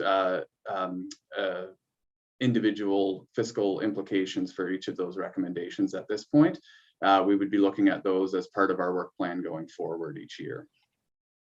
So partnership is a priority for the plan, and a key recommendation of the plan is to create an East Hants economic working group. And the goal of that group is to bring together a variety of agencies that are already supporting and involved in workforce development in the region to help align efforts. So these partners would likely include Nova Scotia Works, Future Works, Nova Scotia Labor Skills and Immigration, East Hants Chamber of Commerce, Savaganagity First Nation Employment and Training Department, and an additional private sector representation. This group would help to provide perspectives on workforce development, including local business and economic development issues. So the proposed working group would play an important role in helping to ensure the implementation and evaluation of the plan. In addition, the plan does propose a number of targets that will help evaluate our progress over the next 5 years, and it's proposed that economic and business development will monitor and report on these metrics for council. It is the intent of the It is the intent of the plan that it will be incorporated into council's economic development plan, which is scheduled to be completed next year. And so in conclusion, there are many communities in Nova Scotia facing these workforce shortages, and the workforce development plan provides recommendations and actions that council could choose to adopt to help assist the local industry in attracting and retaining talent and encouraging diversity and entrepreneurship in the region. So the recommendation, I'll just scroll back up to it for you, is that Corporate and Residential Services recommends to council to adopt the East Hants Workforce Development Plan. And the alternative is that, I'll scroll back down, Corporate and Residential Services recommends to council to provide further direction to staff. Thank you. Thank you, Graham. First up to speak, Councillor Musa. Thank you, Mr. Chair. Graham, can you speak a little bit about how can you help with skill and immigration? Sure. So one of the in reviewing the data from the interviews with local employers and the workforce survey, what became apparent was that a number of and most of our employers in the area aren't aware of the programs and support that does exist and is already in place to help with the workforce challenge that includes the immigration programs that are currently in place. So that would be the AIP program, the provincial nominee program. So part of our facilitative role there will be to help the current agencies that are involved in that connect into our local employers so that local employers can start to take advantage of those programs that do already exist. So while we won't be, directly involved in immigration itself, what we will be doing is supporting our local employers to access those programs that are available through immigration. And can you give letter of support to that employee? Like, I'm trying to use that program now for my business, and can you like supply a letter of support like that? We have shortage of employees, and that might be a question that we could look at in the future. We haven't, I think, in the past provided any letters of support, but it's certainly something that in consultation with sort of our legal and counsel, we could certainly discuss. I like to hear about that program like more, but it's okay for now. Thank you. Sure. Next up, Councilor Rhino. Yes, thank you, Mr. Chair. So I see our East Hants as being more of a facilitative role for, to try to bring the right people together at the table. Am I correct there? Yes, absolutely. Through you, Mr. Chair. All right. How are we going? Would a part of that be the education and getting into the schools and talking with the youth before they make career decisions? Would that be part of this too? Yes, through you, Mr. Chair. A couple of the recommended actions do involve working through the East Hants Economic Working Group to connect with the local school system and the programs that they are currently running to help facilitate, I guess the best way to describe it, to expand the horizons of the opportunities that do exist within the region, within our municipality, for employment and what those opportunities look like. And that would be not just potentially sort of the Chignecto Central School Board, but also looking into the community college routes and the post-secondary opportunities. Fair enough. But on the opposite end of that, would we consider tapping into the experienced senior portion who may be retired, who may be open to times, not full time, but in a as needed basis? There is a consideration being given to that experienced senior population as well. Yes, through you, Mr. Chair, in discussions with some of the current providers, Nova Scotia Works, Future Works, Nova Scotia Labor or Labor Skills and Immigration, there are some plans to look at accessing that demographic portion that does have considerable experience and could help to fill some of those needs for local East Hants employers. And there's a couple of opportunities identified within the plan that look at specific ways that that type of job sharing, I think we've termed it, could take place within East Hants. Thank you very much. Thanks, Councilor Rhino. Anybody else have any other further discussion or questions for staff?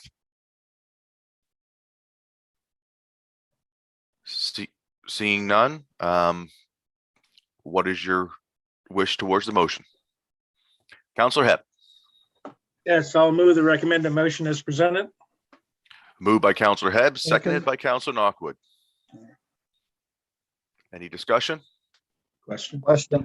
Question's been called towards the motion. All those in favor, raise your hand. Aye. Contrary, motion has passed unanimously. Thank you very much. Thank you. Warden Rolston.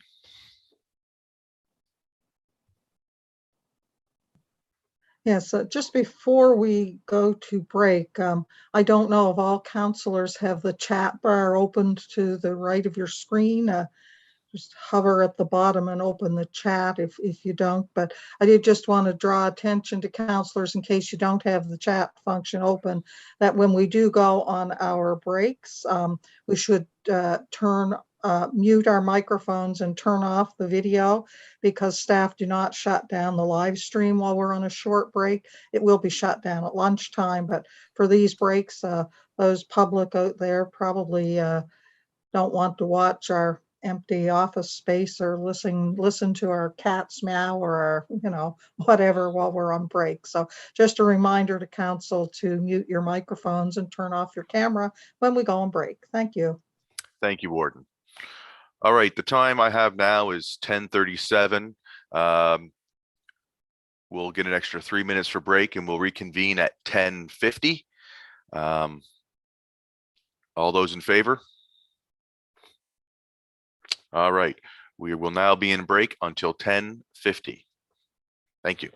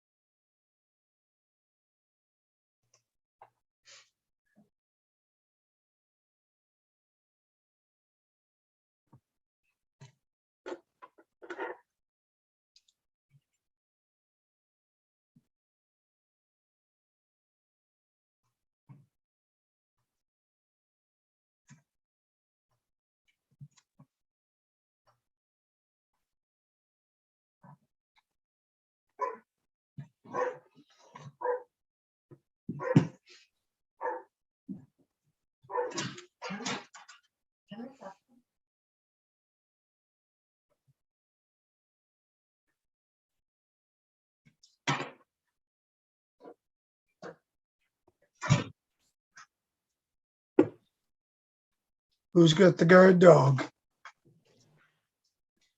Well, she's not much of a guard dog, but she's a barker. Oh, she scared me. My son has an English Mastiff. Now that will intimidate you. Ah, I got a saddle for him or her. Yeah. A bull mastiff? English, the taller English. ones. Ah, better in the snow. Yeah, he's a handful. Just a reminder, we're still live streaming. The recording will start soon. Everybody should be making their way back. We need one more to come in for the quorum.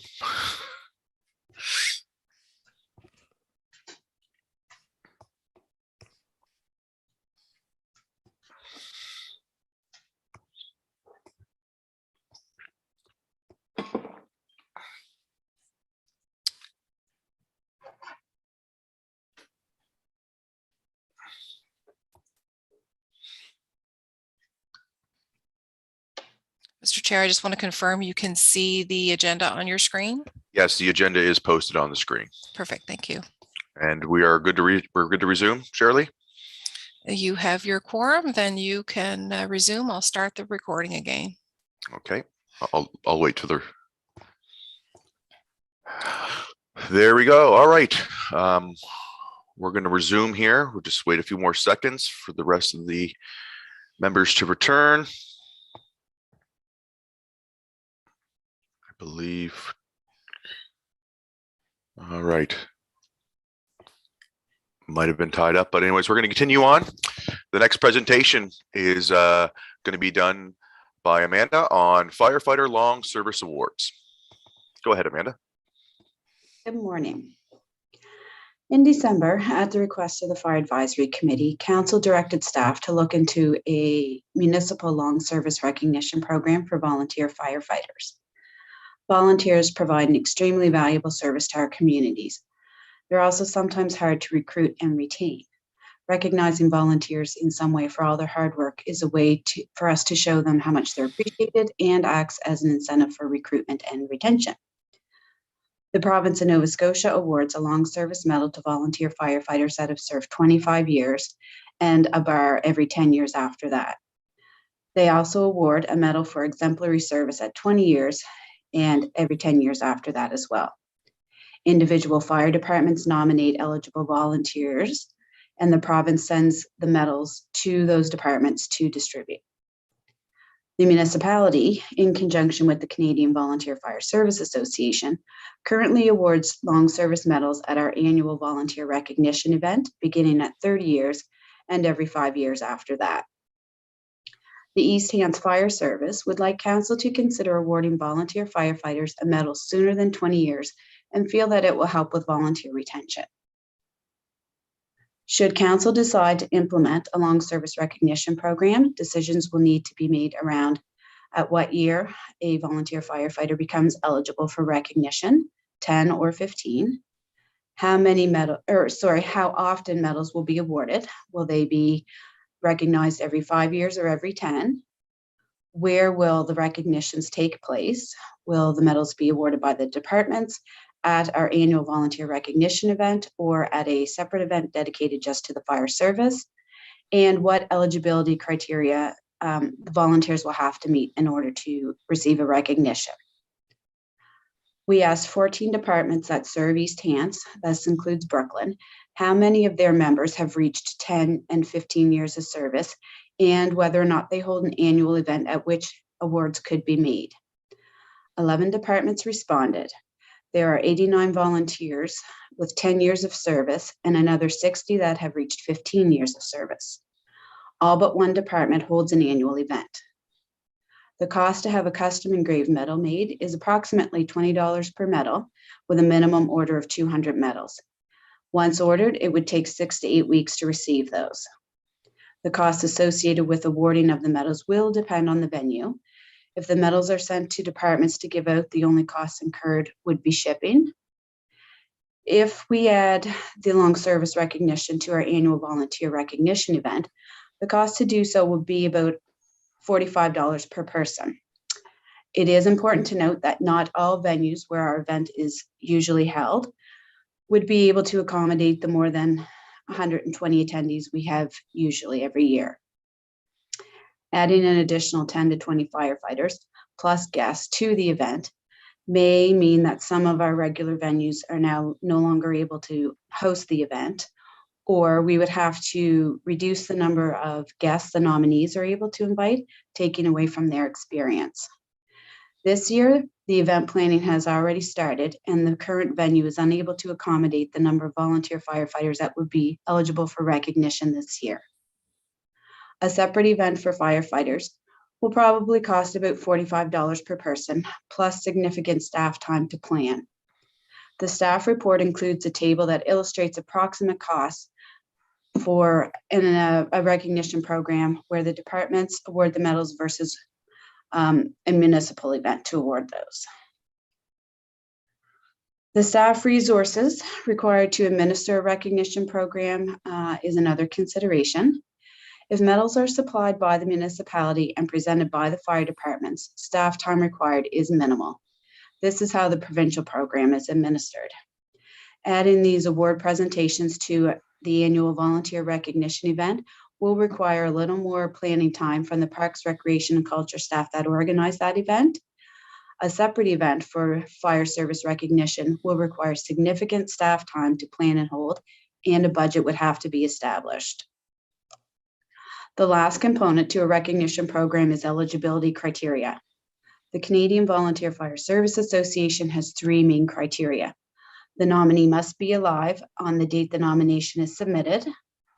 The medal can only be awarded through a nomination by the active fire chief or the mayor or similar authority of the municipality of the individual being nominated. And that firefighter must have completed at least 30 years of service in the performance of their duties that involves potential risks.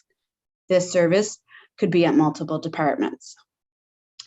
It is recommended that council implement an award program recognizing volunteer firefighters at 10 years of service and every 5 years after that up to 19 years as the province awards a 20-year medal. That eligibility for the program is consistent with the Canadian Volunteer Fire Service Association program, and that medals be provided to the individual departments to award on our behalf. The alternatives to this recommendation would be to recognize volunteer firefighters at 15 years of service instead of 10, to award medals at a volunteer recognition event or an event dedicated just to the fire service, or not to implement a program at all. So if there are any questions, I would be happy to answer those. All right, first up to speak, Councillor Garden Cole. Thank you, Mr. Chair. Mine isn't so much a question. I realize that there would be some challenges in hosting events to present these awards if we were to increase the number. However, we all know how vastly important volunteer firefighters are to our communities. I mean, where would we be without them? And I do think that 10 years of volunteer firefighting is a significant contribution. And I certainly am in, I certainly agree with starting to recognize them at that time and knowing that we are going to face some challenges in how to present them, but I do support starting at 10 years. Thank you. Next up, Councillor Eisner.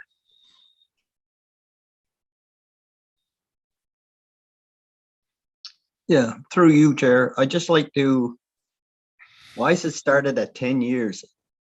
Seems like that's a long time.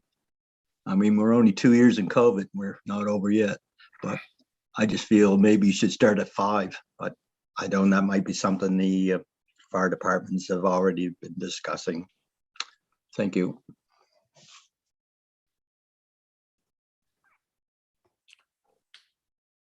Well, most long service awards through multiple different departments or different agencies, most of them start at the 10 to 12 year mark. That's probably why the 10-year mark was taken on. Next up to speak is Councillor Rolston. Sorry, Warden Rolston. Yes, My apologies. The beginning of this came as a result of requests from the fire service, and they actually requested, I think, 15. And I think it was through research and, that we determined that it might be helpful to start at actually 10 and do 15 as well. Speaking in support of the motion or of the report, and I think for the 10 and 15-year medals, at least as we start the process, I think to send the medals to the departments for them to award. Most of them do have annual events that they could be presented at, and quite often counselors would be invited to attend those if the department wanted a counselor to present the municipal awards. So having said that, I would be prepared to move the recommended motion. Seconded. Moved and seconded. Is there any discussion? I'd like to speak, so I'm just going to turn it over to the vice chair, which would be Councillor Tingley, just so I can say a few comments. I'm in full support of firefighters and firefighter recognition. I'm wondering, for the 15 years of service, do we need a second medal, or would a 15-year service bar that would go on to the 10-year medal, would that suffice? Has that been explored by staff? Through you, Mr. Chair, that's definitely an option. That is typically that's what the province does, is awards a medal and then a bar every 10 years after that. Yeah, that's common across most services and recognition. Mm-hmm. That's my first question. And the second question is understanding it would create an issue probably for the first couple years of implementation, because we would have a 10 and 15-year large number of people who would be eligible for that medal. But moving beyond the first couple years of implementation, have you guys looked at the impact post that? Would it only be 1 or 2 extra people per year per department, or would you still expect a large number of people, which would then impact the venues available for hosting our annual event? Through you, Mr. Chair, we haven't heard from every department. I don't expect it would be a large number. We estimated 10 to 20 per year. That may be a little bit high, but I was just planning to be safe and not short. So. Okay, that's all the questions I have. I saw the director for corporate services wanted to speak as well. Thank you. Yeah, through you, Mr. Chair. Amanda did answer Council's question. I would just add in that it is something we could look at down the road once we get through the first few waves of these bulk of the medals. The 10 to 20 plus guests would have a significant impact on your volunteer recognition event and the initial intent of that event. Not saying that isn't something council can consider at a later date, but it is just really one of the cautions that we need to bring forward to council. Should you want to go that route, we would have to take a step back in the coming year or so and bring an additional report back to council on that. Okay, thank you. I actually would like to propose an amendment to the motion for staff to look at the costing of the 15-year being a service bar rather than a separate medal. Warden, I see you'd like something to speak on that. I'll give you leeway before I put that motion forward. Go ahead. Trying here.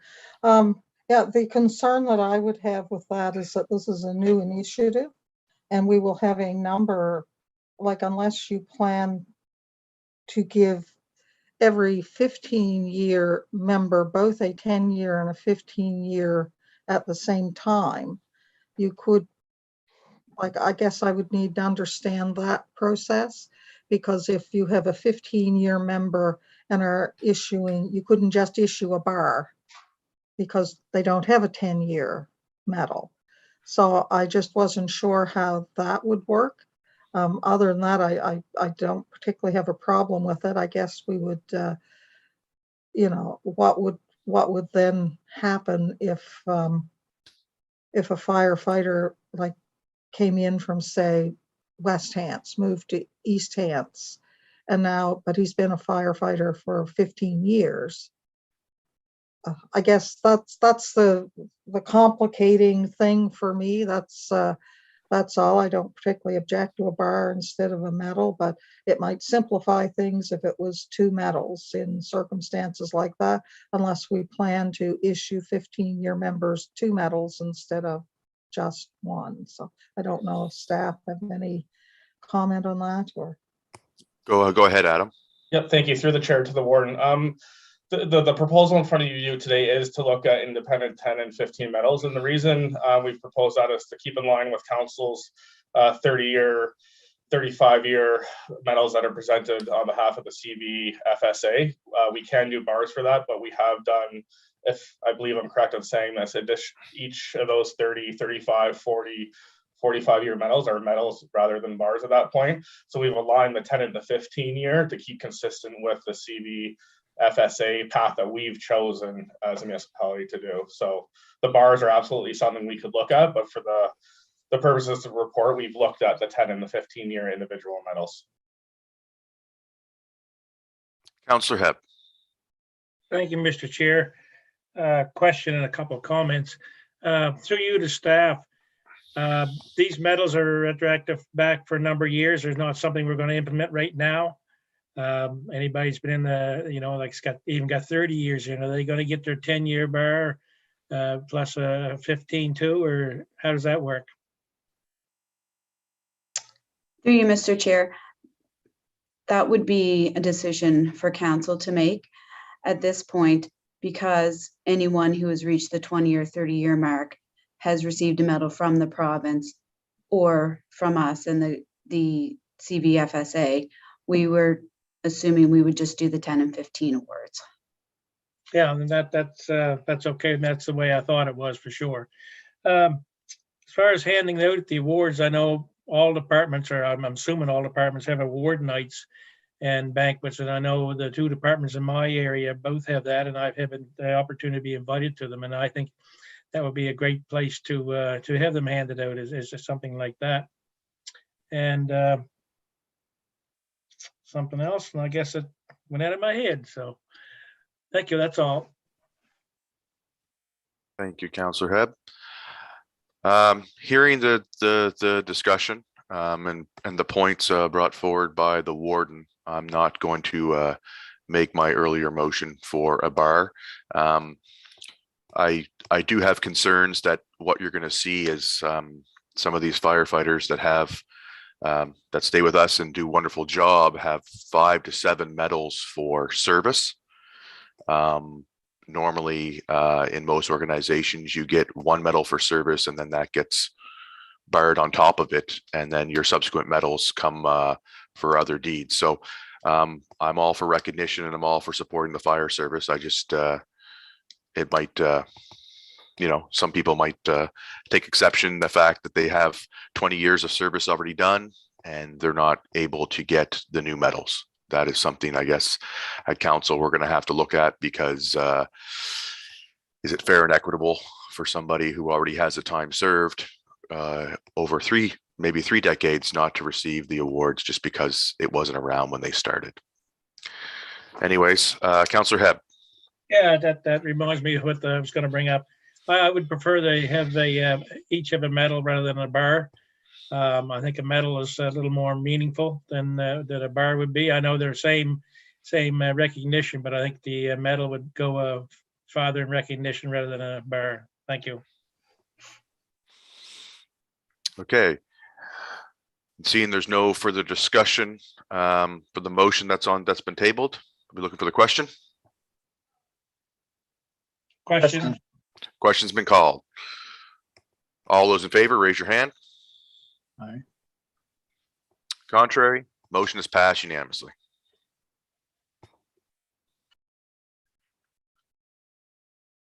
So just to confirm with staff, the awarding of the medals for service and who is eligible would be consideration for council at another time. Mr. Chair, can you repeat that question? So looking at the criteria, like the motion is passed, but looking at the criteria, it just says 10 to 15 years of service. So that says anybody that has 10 or 15 years or more would be eligible. That's correct. So I believe just to clarify, the recommendation was to align it with the CVSSA criteria for the 10 and the 15-year mark. So we would take the bullet points, which they must, I believe, be alive within 365 days of the death of the individual, awarded through a nomination, must be an active fire chief, and there's a third bullet point in the staff report. Those are the ones that we would follow for the criteria. Does that answer your question, Mr. Chair? The question is just saying that everybody with 10 years and above service will be eligible for the 10-year, and 15 years and above eligible for it. Through you, Mr. Chair. So your question is, will we be giving 15-year medals to those who have, say, 30 plus years? Yes. Of service as well? If that's council's wish, we can do that, to Councillor Hebb's point. Yeah. Probably some clarification would be good. Yeah, Councillor Rhino. Well, I can't see, if they've already been recognized in the medal presented for their long service through the CVSA, whatever, to me, it's redundant to go back and do 10 and 15 year service bars there. They've already received their 35. That's the way I would look at it. Councillor Green. Were your numbers based on total firefighters who had 10 and 15 years? With that did not have the 20 years, I guess would be a better way to put it. Through you, Mr. Chair, yes, from the departments we heard from. We didn't hear from all of them. Okay. Warden Ralston. This originated with the fire service. My suggestion would be to go back to the chief's meeting and say, assuming this passes at council, and say we intend to offer 10 and 15 years, it would be our thought that whatever we decide, that would be on a go forward basis. What are your thoughts? Do you think firefighters who have already been recognized with the 20-year and up, just get some feedback from the chiefs? I think it was my thought that I understood when the presentation came to fire advisory that they were thinking on a go forward basis, but that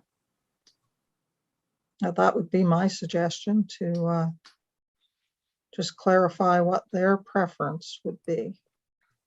And that's something we can bring up at council with the motion to send that information, or should we get that information? I know you're the chair of the fire advisory committee.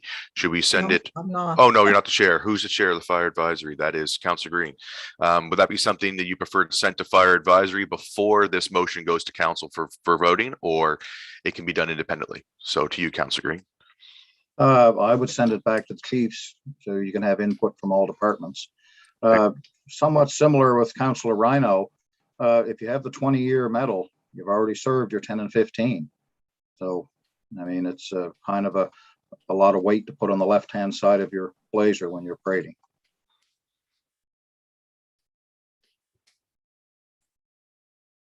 All right. So just to clean it up, can we get a motion to send this for the inputs of fire chiefs to be brought back to council? Warden Ralston. We haven't voted on the motion as yet, have we? Yes, we passed the motion. This is passed. Okay, then I would move that we send the question of whether or not the 10 and 15-year medals are on a go forward basis, or whether they would apply retroactively to firefighters who currently have 20 or more years of service, for discussion with the Chiefs Association. Seconded. Moved and seconded. Any discussion? Question. Looking for the question. Question's been called. All those in favor? Aye. Motion is passed unanimously. All right. Moving on. We now will have Director of Planning John Woodford coming in to talk about mayor versus warden.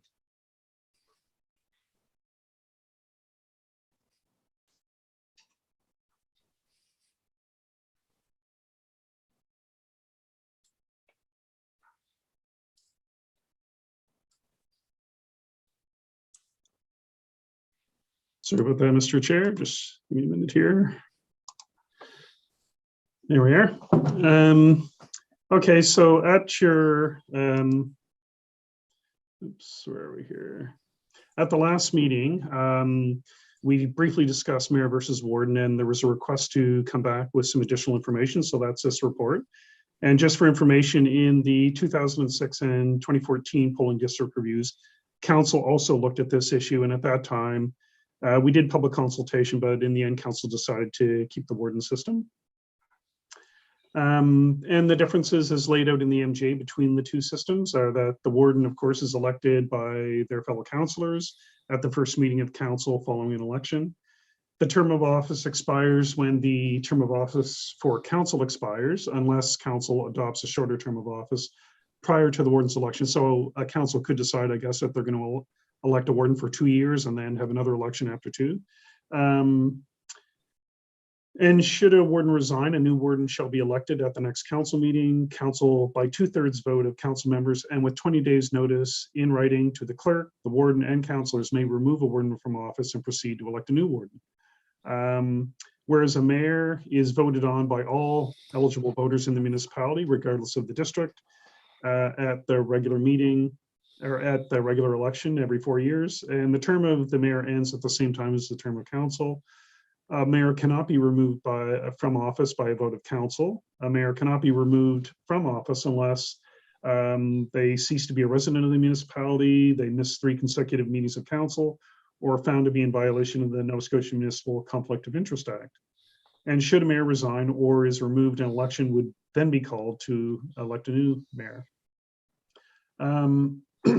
So some of the commonly cited benefits of a warden system include potentially more harmonious relationship with council. You know, really the warden, I guess, is first amongst equals. But the opposite could be said if you have factions on council supporting different candidates for warden. Commonly cited benefits of the mayoral system include the mayor, I guess, really being able to speak for all of the municipality because they don't represent an individual district. And also it could be seen as a more directly democratic means of selecting the chief magistrate for the municipality. Potential drawbacks are that because I guess the mayor is completely independent of their fellow councillors, you could have conflicting priorities between that independent mayor and the rest of council. If council does decide to switch to a mayoral system, they cannot return to the warden system. I highlighted that last time.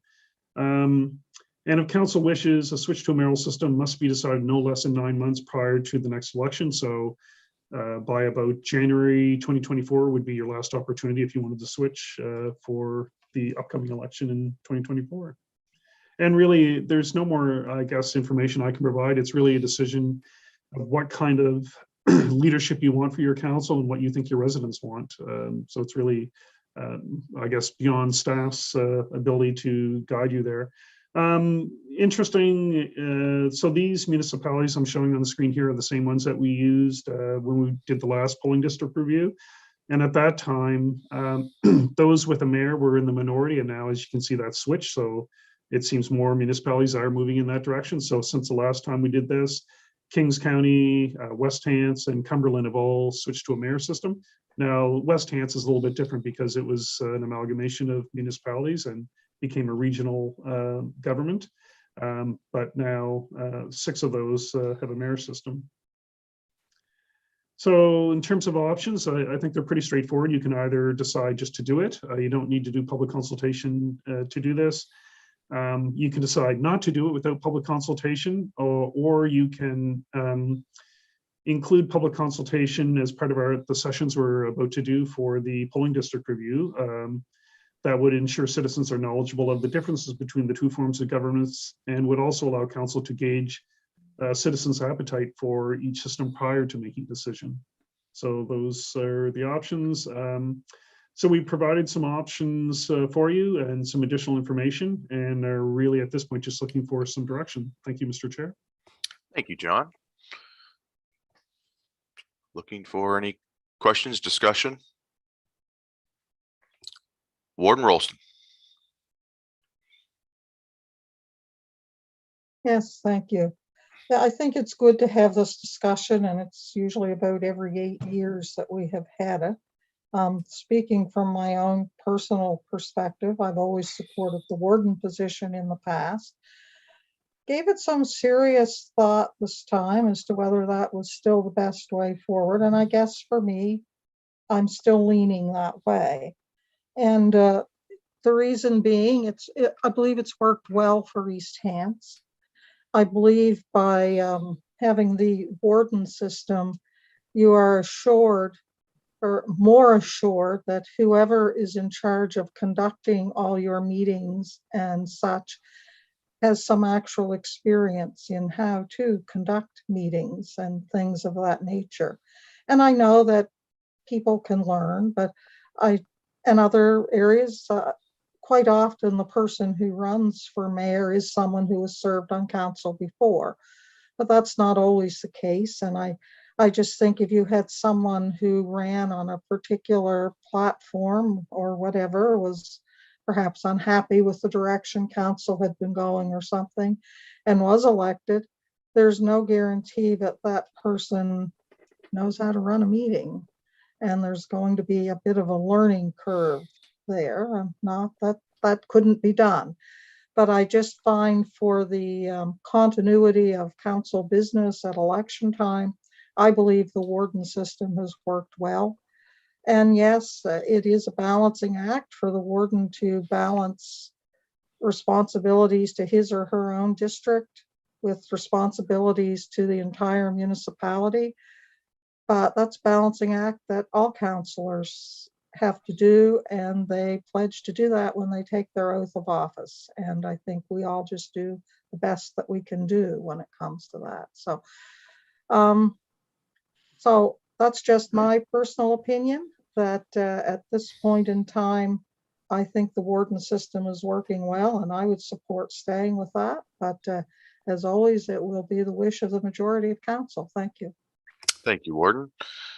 Next up, Councillor Garden-Cole.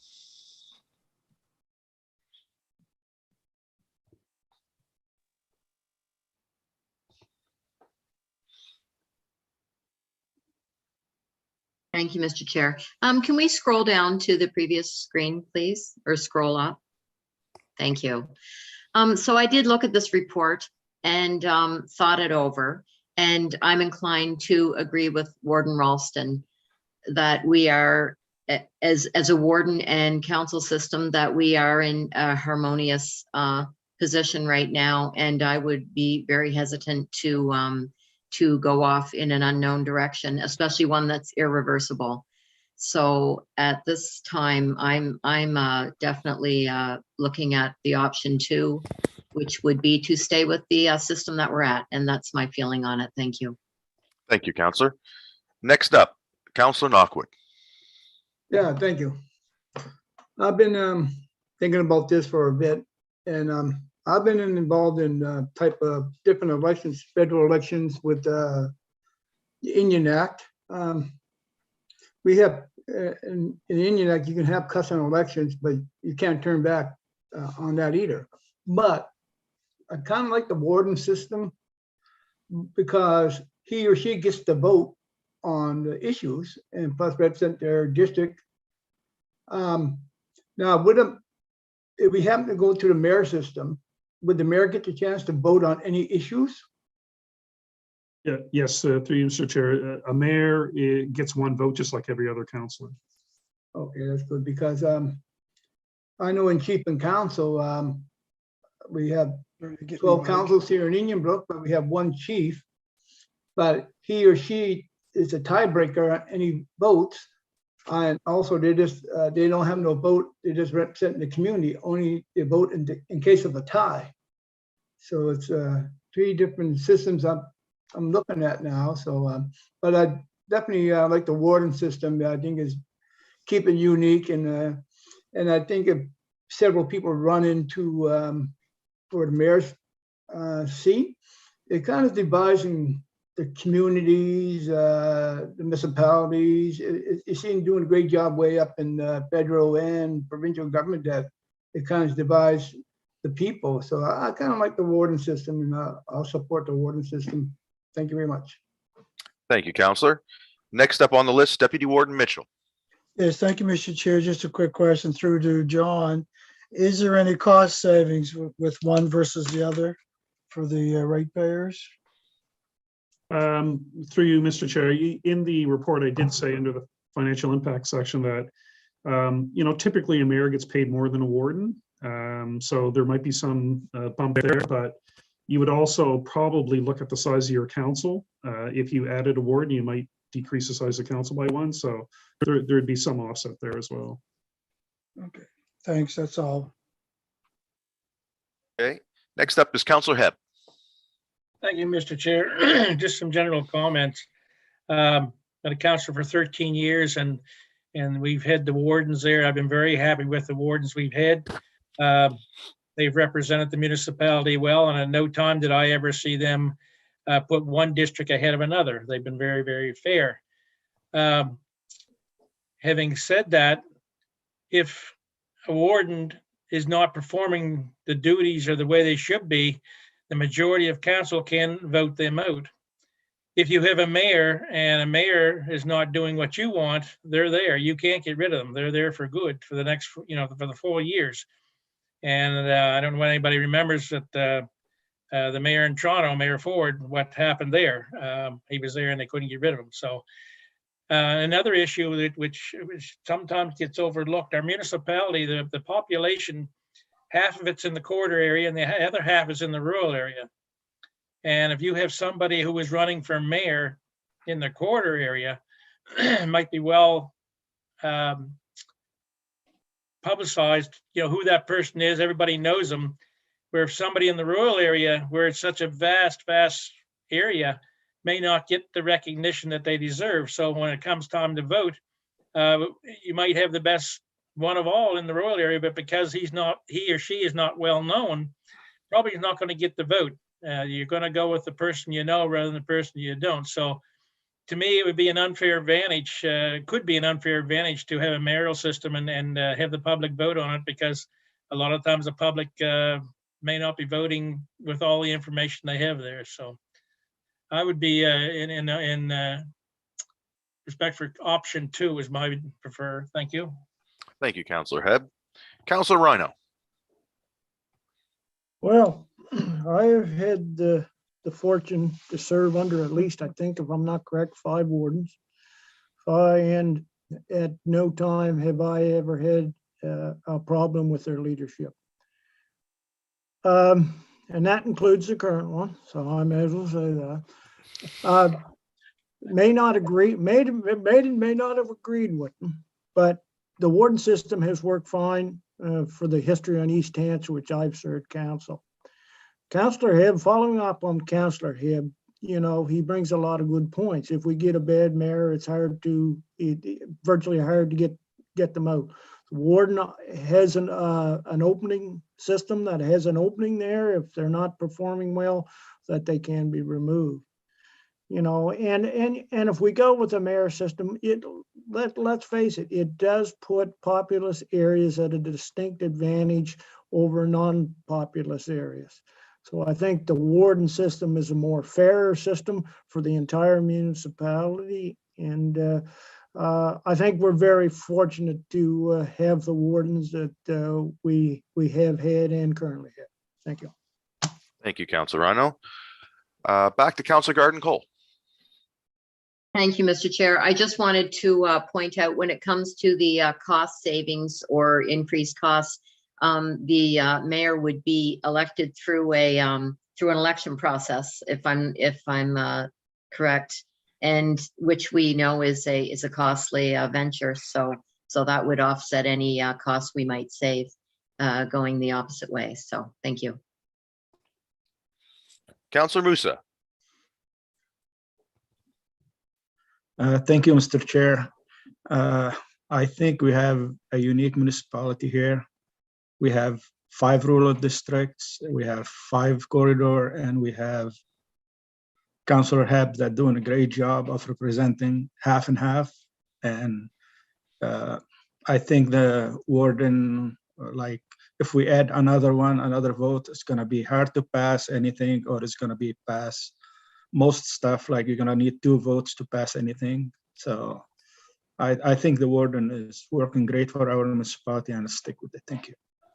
Thank you, Councillor Musa. Next up, Councillor Tingley. Yeah, through the chair. I'm the newest to council, and I agree. The warden system seems to be working very well. I've only had one person ever mention to me about considering the East Hants going towards a mayoral situation. I don't see any compelling reason to change, so I think I'd be in favor of option 2 as well. Thank you. Councillor Rhino. With hearing all the speakers, I so move option 2. Second. Moved by Councillor Rhino, seconded by Councillor Green. Just going to say a few words before we go to the vote. I agree with my fellow councillors. Looking back on the history of the warden seats, it has rotated and it has moved to every area of the municipality. We've had rural, we've had corridor, we've had suburban, and I think every single one of them have done the best job they can, and the councils of the day seem to do the best they could. And I agree with all the comments from the fellow councillors that the warden system is working. The only and moving to a mayoral system, if you look at most of the mayors, and John, you can confirm this for me, the mayor becomes a full-time position. And in most of these areas, even in the small municipalities, the mayor is a full-time position. Our warden is a full-time position, but they're subsidized at a part-time rate. So this would be a full-time position at a full-time salary rate, I would imagine would be required. Am I not correct? Through you, Mr. Chair, I don't have any specific knowledge about that. I don't know if the CAO has any comment on. I'm sure there are some in smaller municipalities. There must be still part-time mayors. I don't know how ours would work, but you're right. They do, even if the duties are the same and so on, they do tend to get paid more because of the status of the office, I guess. Thank you, John. I don't know if the CAO wants to comment or not, but there are many part-time mayors. Again, they put in whatever efforts needed to get the job done. So sometimes, depending on what's going on in the day, as Warden Ralston knows, sometimes some weeks it's a full-time job and sometimes it's not. But certainly the tendency, I think, is for mayors to work at the municipality, sort of go in and play that role. That's not a necessity here at East Hants, but that could certainly be the perception of need. thank you, CAO. And I am in full support of option 2 with the rest of council. So seeing that the discussion is over, and thank you for the indulgence of the committee, I'll be looking for the question. Question's been called. All those in favor of moving forward with option 2, raise your hand. Motion has passed unanimously.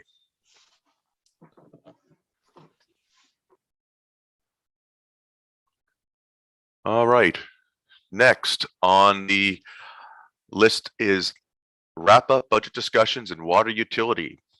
Back to you, Sue. Thank you, through the chair. I'll just share my screen here. So to councillors, we have presented the tax analysis. We've presented the business plans. We've presented the capital budget document. We're almost completed in presenting all of the next year's budgets, with the exception of the water utility. And if we have sufficient time here this morning, we plan to present that as well to councillors. So on the direction of councillors last meeting, councillors had asked staff if we would consider bring back a slight adjustment on the general tax rate. And so here today, we have a proposal to keep the tax rate minimal, comparable to what it was last year. I will bring to your attention today, we did have a slight adjustment based on our reserves for waste management. So we don't need as much reserves as originally presented back in executive in January. So there is an adjustment of that amount, $29,590.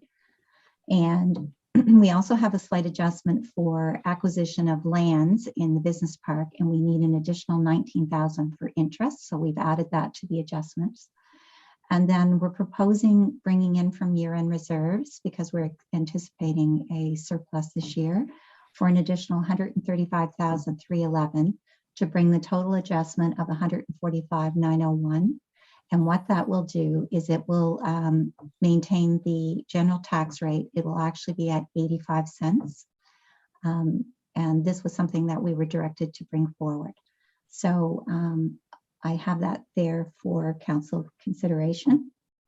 I also have motions available if council is prepared to see those as well, based on the presentations we've already provided on the general tax rates, the urban service rates, and the capital budget. So I open Thank you, for Sue. any questions. Thank you. All right, first up to speak, Councilor Rhino. Well, it is what I asked for.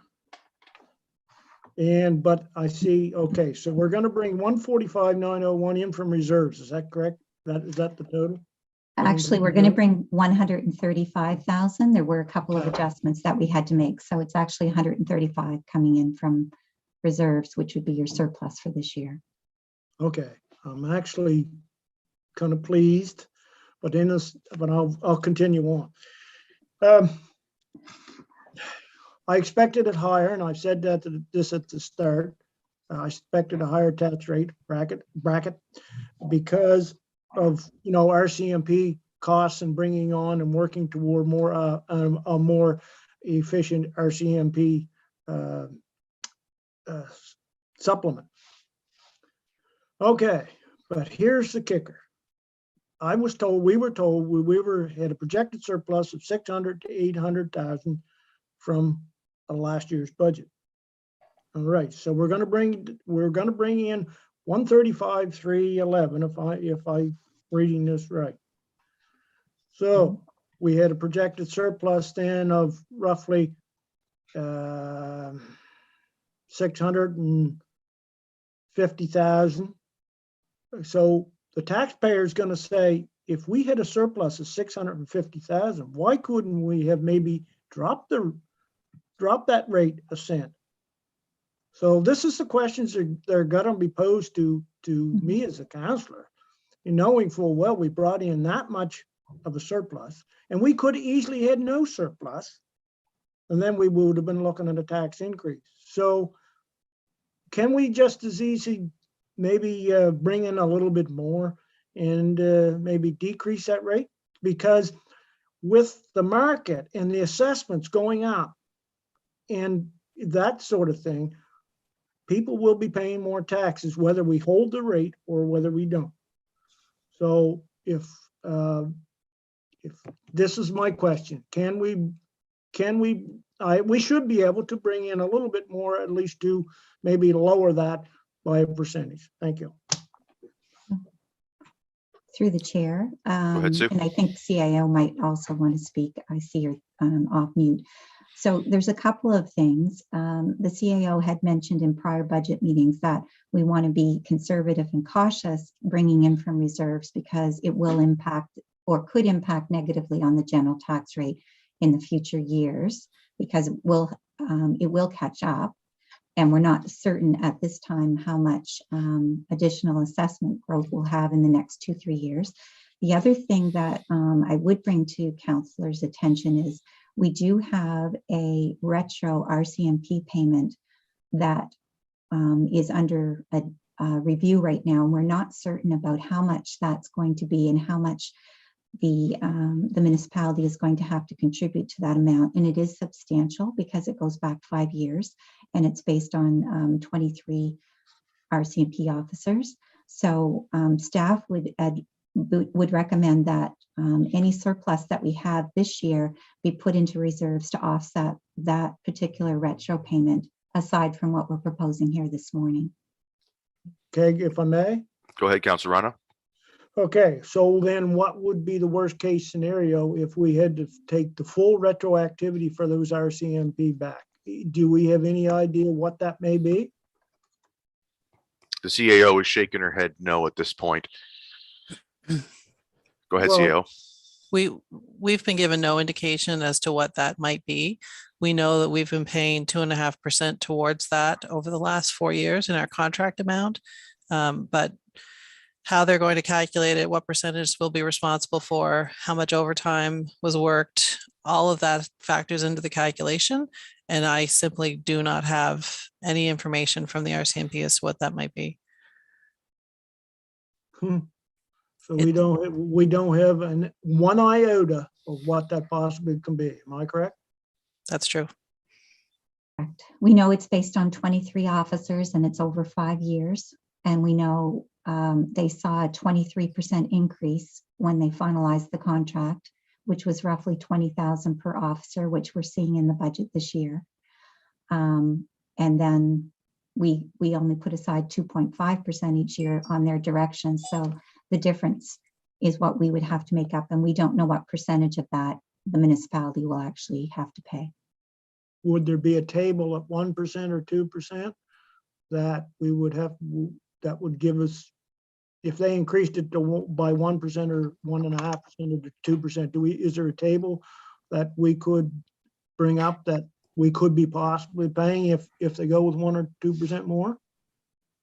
So through you, Mr. Chairman, it's really not a percentage more. It's really based on the individuals and how much overtime they had over those 5 years. RCMP members move around quite a bit. So we don't know whether we're going to be paying for the RCMP officers we have here now, or whether wherever they worked gets charged for those overtime hours where they worked before. We really don't know. We just know that there's a lot of factors that are unknown in that calculation, and we're not privy to how that's being done. We have sent a letter in requesting that retroactive payment be covered by the federal government, but we haven't heard back from that either. So hence the coin phrase, the unknown, right? So the great unknown. The great unknown. Great unknown. Okay, thank you for that. Thank you, Councillor Rhino. Next up to speak, Councillor Musa. Thank you, Mr. Chair. I've been here for all the budget presentation. I don't know where Councillor Rhino got the surplus 800. So do we know how much surplus we get? We just have a projected through the chair. We just have a projected one in the budget document, which is just over 800,000, but we don't know at this time. We'll know at year end, and then we'll bring forward a report at the June executive. But there's still uncertainties. So that's what we projected at the time that the draft budget was prepared back in December, January. Okay, so we don't know yet how much. Okay, because I've heard a lot about that surplus. So you're gonna use it for this, you're gonna use it for that. And I don't know.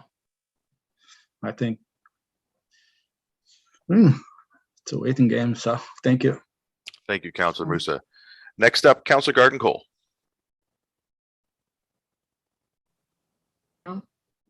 Oh, I thought I saw you wave your hand. No, all right. Yeah. Sorry, Councillor Hepp. Thank you, Mr. Chair. I know when I first became councillor, I was amazed at the number of reserves that we had, and I was thinking to myself, why do we need all these reserves? And it wasn't very long afterwards I realized the importance of these reserves. We pass budgets every year, and a lot of times things come up unknown, unexpected, and we need money.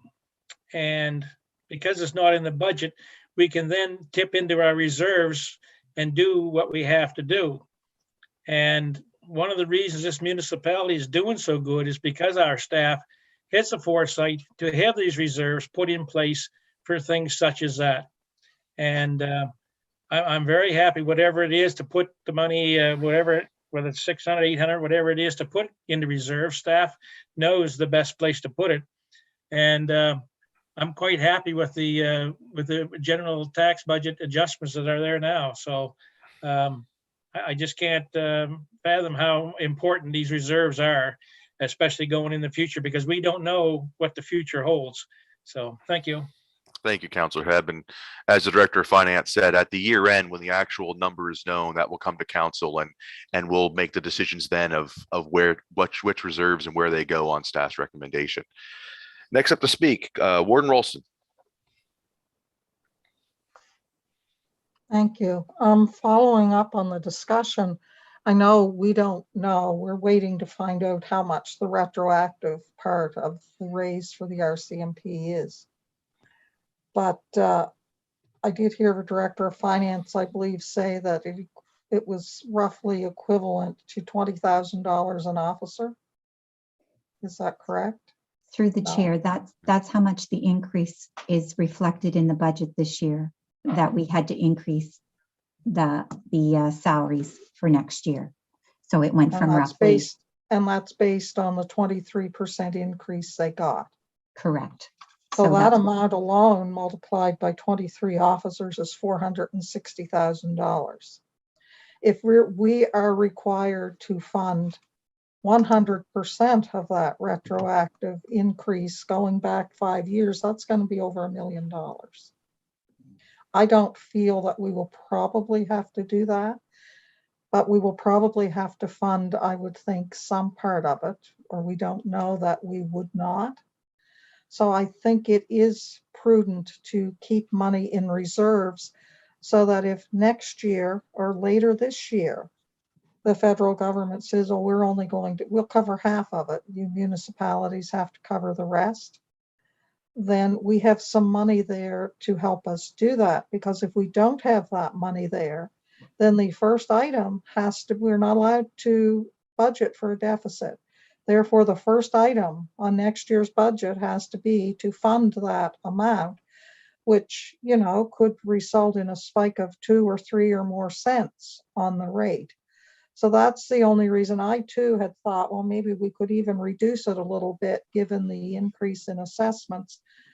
But I would rather bring enough in to hold the line on the rate, knowing that I, as well as everyone else, is going to pay a little bit more this year because everything costs more.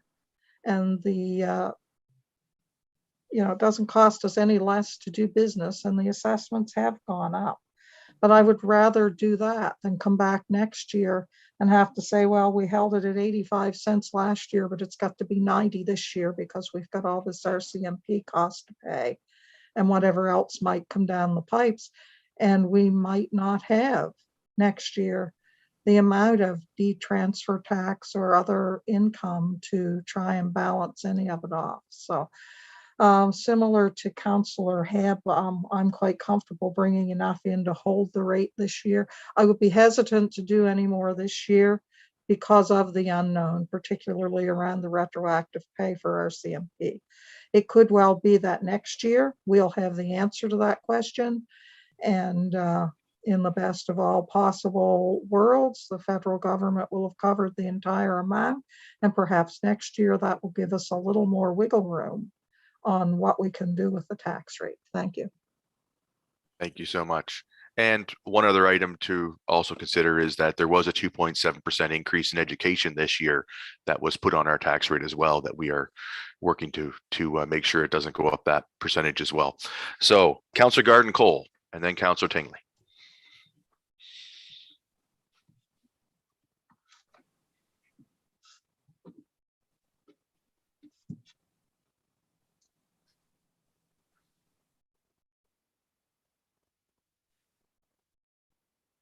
Sorry, I'm struggling with this today. Thank you, Mr. Chair. I just wanted to reiterate that. So we're proposing that by bringing in the 145,901, we are holding the line, or for this year's tax rate. And I think considering the substantial increase with the RCMP, and as you just mentioned, the education increase, the retroactive payment for the RCMP, I'm pretty happy with being able to hold the line in lieu of those significant costs, especially with all the hardships everybody has faced with COVID the past couple of years.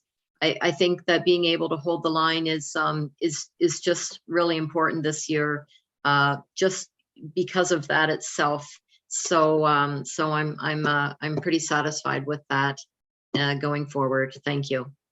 Thank you, Counselor. Counselor Tingley. Yeah, I think I'm agreeable with what other councillors are saying. The reserves, I guess, are for the probable worst case scenario if we have to pay out all these funds, and we don't want to spend reserves based on the best case scenario and then end up next year with not enough funds and having to go the other way on rates. And also, we've heard about other costs that are going up: the fuel costs, the chemical costs, infrastructure. Just generally, everything is going up by about 5%. So I think this is a pretty good compromise to bring in 135,000 from the reserves and not deplete them any further to put us in to compromise our financial situation. Thank you, Counselor. Counselor Musa. Thank you, Mr. Chair. I was reading the other day and I saw that Halifax might put up their rate for 4.5 cents up the general rate. Did anybody hear that, or I'm mistaken or something? I believe it was percentage, not cents. Yeah, percentage. Of 4.5%. I don't know the exact percent, but it's not 4.5 cents. It would be a percentage of the rate. I don't know if they finalized their discussions yet. Yeah, I've read that somewhere, and I wasn't sure. So if we can hold our own to the old rate and keep it the same, I think it's very important to show our resident that we're doing a good job for them. Thank you. Thank you, Councilor Russo. And Sue, just for clarification, would this keep the rate the same? I think it was 0.8507, or would this be 0.85 full done? Yes, so through you, Chair. Excuse me. What we did to make it simple is we rounded it to 85 cents last year. You're correct. It was 85.07, 85.07 cents. So we rounded to 85 so there's a little bit extra there for this year for the taxpayers. So it is a 0.0007 reduction, actually. Correct. Okay. Correct. Thank you. Just want to make sure that was there, because it does actually have an effect, in the overall. Councilor Knockwood, you're up next. You hear me now? Yes, you're good to go. Okay. Okay. Thanks, Chair. Just looking at it, if we can hold a line, with not raising anything, but on the outside world, everything's being raised, like gas, food, everything, and the people in the municipality of East Hants, oh man, they're penny pinching, and especially with our seniors, and I just say, wow, the gas has went up to like $1.58 in Sydney and $1.57 here in Truro, and East Hants is 157 also. But like I said, it's going to be tough times down the road here, even for the municipality. Maybe not this year, maybe a little bit next year, and the years to come. It's going to be rough, and we right now it's a hard times, and we still be holding the line for the good people of the East Hants. Thank you very much. Thank you, Councilor Knockwood. Councilor Rhino. Oh, so let me clarify. So the rate would be based on 85 cents. So we would be reducing this actually by 0.007 over last year. That's right. So we have decreased the rate. Slightly, yes, over last year. Oh, slightly. Yes, no, you're correct. Absolutely. That's good. That's yes, good. Thank you. I agree. You got me now. Great. And all it took was 7/100ths of a cent. Even the small things in life are good. Could not agree more. All right. Seeing nobody left to speak, Sue, would you like to put one of the motions up? With pleasure. Thank you, Chair. So you saw the adjustment. That would be the first motion to accept the adjustments that we're proposing today. I believe you can accept the whole, it's a large motion. And then Also, all of the final tax rates and urban service rates are here, which counselors have already seen. We have adjusted these with the reduction in the general tax rate. There's also the Milford residential tax rate, which you've seen, slight increase by $0.01. And there was an adjustment on the urban service rate lights. Excuse me. The Mount Uniac safety lights went up slightly from 0.0036 to 0.0038, which you've seen. And we also adjusted the fire rates. The only one that we received that council motioned was Uniac has been reduced to 0.134. So those are all, and otherwise all of the other tax rates remained the same, and that was what was in your budget document. And part of the motion as well is in regards to the mandatory provincial funding, which is incorporated into the general tax rate. There's also the Rcmp rates for transfers, which we've also discussed throughout the budget presentations. And that both the mandatory provincial funding and Rcmp rate will be charged on the taxable assessment, same as prior years, including commercial, residential, and resource, and that the provincial reporting for provincial reporting purposes and the general residential resource tax rate will be 8.85 cents even, as we just discussed, and the commercial rate no change at $2.60. So that's the first motion for all of the tax rates. Councillor Musa. Yes, thank you, Mr. Chair. So for the Uniac streetlights. Yes, I will go right back there. Sorry, I'm starting so much talking the last few days. I'm losing my voice. I apologize. No, it's okay. So There we go. I always So right thought that here. we have. I always thought we have a healthy reserve there. Can you tell me how much we get? So as we discussed in prior meetings, you'll recall that we've added additional streetlights in the Mount Uniac area. I forget the exact amount. I think there was an additional 20 streetlights at least that were added. So that contributes to the operating cost. That's why there was a slight increase in the area rate for there. We do have some reserves, but this would be required in order to fund the operational costs for those lights that are in place now. Does that help you? I really think that we don't need it because we have over 50 million increase in assessments this year in Mount Uniac, and I think that should offset that. I don't know if Council Prairie agree with that, but I really think that the rate as it is should be good. So when we prepared the budget document and presented it back at executive in January, this is a separate area rate, and it's not on, there wasn't sufficient funds in order to cover if we left it at the original rate, the same as last year. So we did have to slightly increase it in order to have enough funds in the budget operationally to pay for the costs and the power for those lights. Oh, so you cannot like you're not using the reserve for that. It's operational. Right. Okay. Yeah, at when we went over this, the question was asked, and the rate increase is due to the number of lights and the power being used to make it a net zero. That was the answer that we were given when we went through the rates. Correct. So the rate increases to cover the power being used by all the extra lights. Right. Yeah, but the okay. But you're through the chair, you're right, Councillor Musa, there are reserves, but the majority of those reserves are for installing new streetlights. So if there's a new light that needs to go in, we draw on those reserves, and that is also in the capital budget. Yeah, but my thinking is that another 50 million in assessment, and they're all paying for that rate. It should be manageable to pay for it. So I don't have the exact numbers as you have, but I don't know. That's how I look at it. So I don't know. Go ahead, CAO.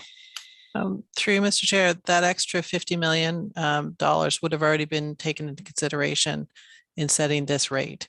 So even though you had the extra assessment, you still need that extra 0.002 of a cent. I mean, it's very small. Yeah, I know. But that's already been taken into account. Thank you. Okay. Thank you, Councillor Musa. Is there anybody else?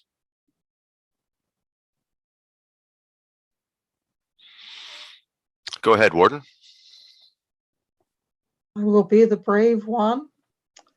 And do you want me to read everything, or can I just say I would move the recommended tax rates as outlined in the tables?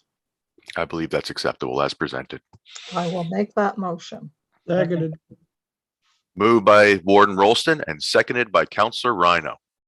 Question. Question's been called. We'll go to the vote. All those in favor? Motion is passed unanimously.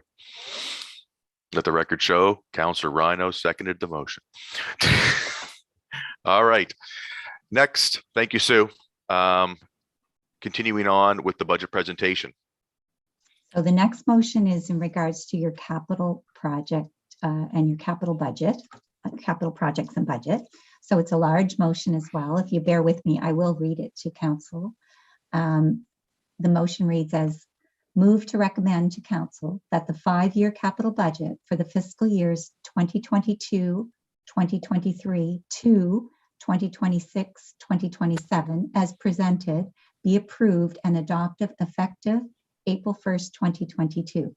Administration is given approval to proceed with the previously approved capital projects and those in approval sought sections, subject to any conditions limiting such projects in previous motions of council or in policies of council. Should time permit, staff are authorized to embark on projects in this capital budget that require long-term pre-planning prior to April 1st, 2022. Projects approved for further study are approved in principle only. Amounts identified as approved for further study cannot be expended prior to presentation of a full report to council for consideration or approval through a future capital budget process. Where time permits, staff are given approval to proceed with approval sought projects with from 2023-2024 prior to April 1st, 2023. And that any projects approved in the 2021-2022 capital budget not reflected as carried forward to 2022-2023 capital budget, but that are substantially committed at March 31st of this year, 2022, shall be carried forward into 2022-2023, based on the remaining budget at March 31st of this year, 2022. And that this 5-year estimate of capital spending forms the capital investment plan, CPI, as required by the federal and provincial government funding agreements. And that the water utility sections of this capital budget are permitted to stand alone as the East Hants water utility capital budget as required by the Nova Scotia Utility and Review Board, UARB. And that staff be given authority to alter the sources of funding where necessary, but in no case shall the amounts be debentured increase without prior approval of council. And that council seek ministerial approval for a temporary borrowing resolution, TBR, for any amounts in this capital budget under the debenture debt category of funding. And that pre-approval to borrow amounts in this capital budget under the debenture debt category of funding for a term not to exceed 25 years at a rate not to exceed 6.5%. And that's the motion for council's consideration.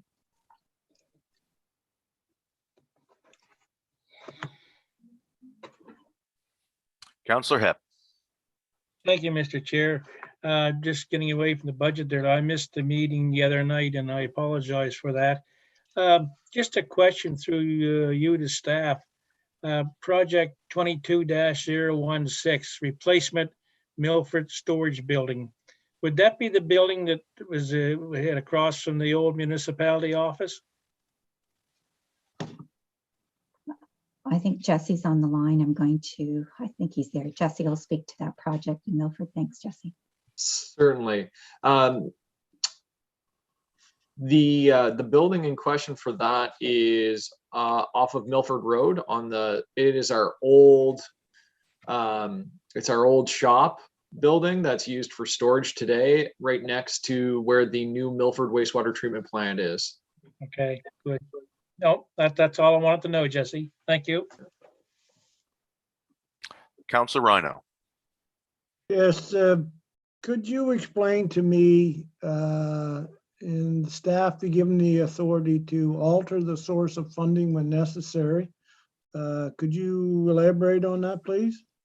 Sure. So that would just refer to if we were drawing from reserves or external funding, if external funding came available. Most of the time we do bring a report to council anyway, but if we were to say change the source of funding from one reserve to another, or if we had funds sufficient in reserves and we didn't have to borrow a slight amount of change, that's what that refers to. But most times staff come back to council with a report. Well, I guess you're saying most times. And yes. So is there any way that we can get that an agreement that will be brought back with a report? So I'll let CAO, she looks like she wants to speak on that. Go ahead, CAO. Through you, Mr. Warden. So if we're going to change, what this does, it gives staff the opportunity to make the year-end adjustments with that report that comes back to council in June every year. So we wouldn't, if we got external funding that we weren't expecting, we wouldn't come back to council and ask for approval to take less money from reserves. But where Sue was speaking about sort of taking it from a different reserve or changing the reserves, that would all come back to council for approval. It would just mean that staff, if it's reasonable, have permission to make those adjustments as they're doing their year-end accounting. But nothing would be done like that without council's final approval. So ma'am, may I clarify, you said that if we found another source of funding that came available, you could use that instead of going to reserve? Wouldn't a report like that come back before council too? Through you, the application for those grants often comes back through to council. If the grant requires a resolution of council in order to apply, but there's lots of times that we apply for grants that don't require resolutions of council. And when we get those grant dollars, those go against the project. Not all of those come back to council for a motion. They're all posted for council's information, but they don't come back for actual approval to decrease the amount we're taking from reserves. What may come back to council is if the project, having received external funding, could then be increased. Say you get external funding for a slide that you hadn't anticipated as part of the project. If we needed to increase the capital project itself, that would come back to council prior to proceeding, with a source of funding being that external funding. Well, I just don't want to leave any impression to the public out there that staff can alter the money without, sources without some kind of report back. So that's why I didn't want to leave that impression there. Thank you. Thank you, Councilor Rhino. Anybody else? Councilor Musa.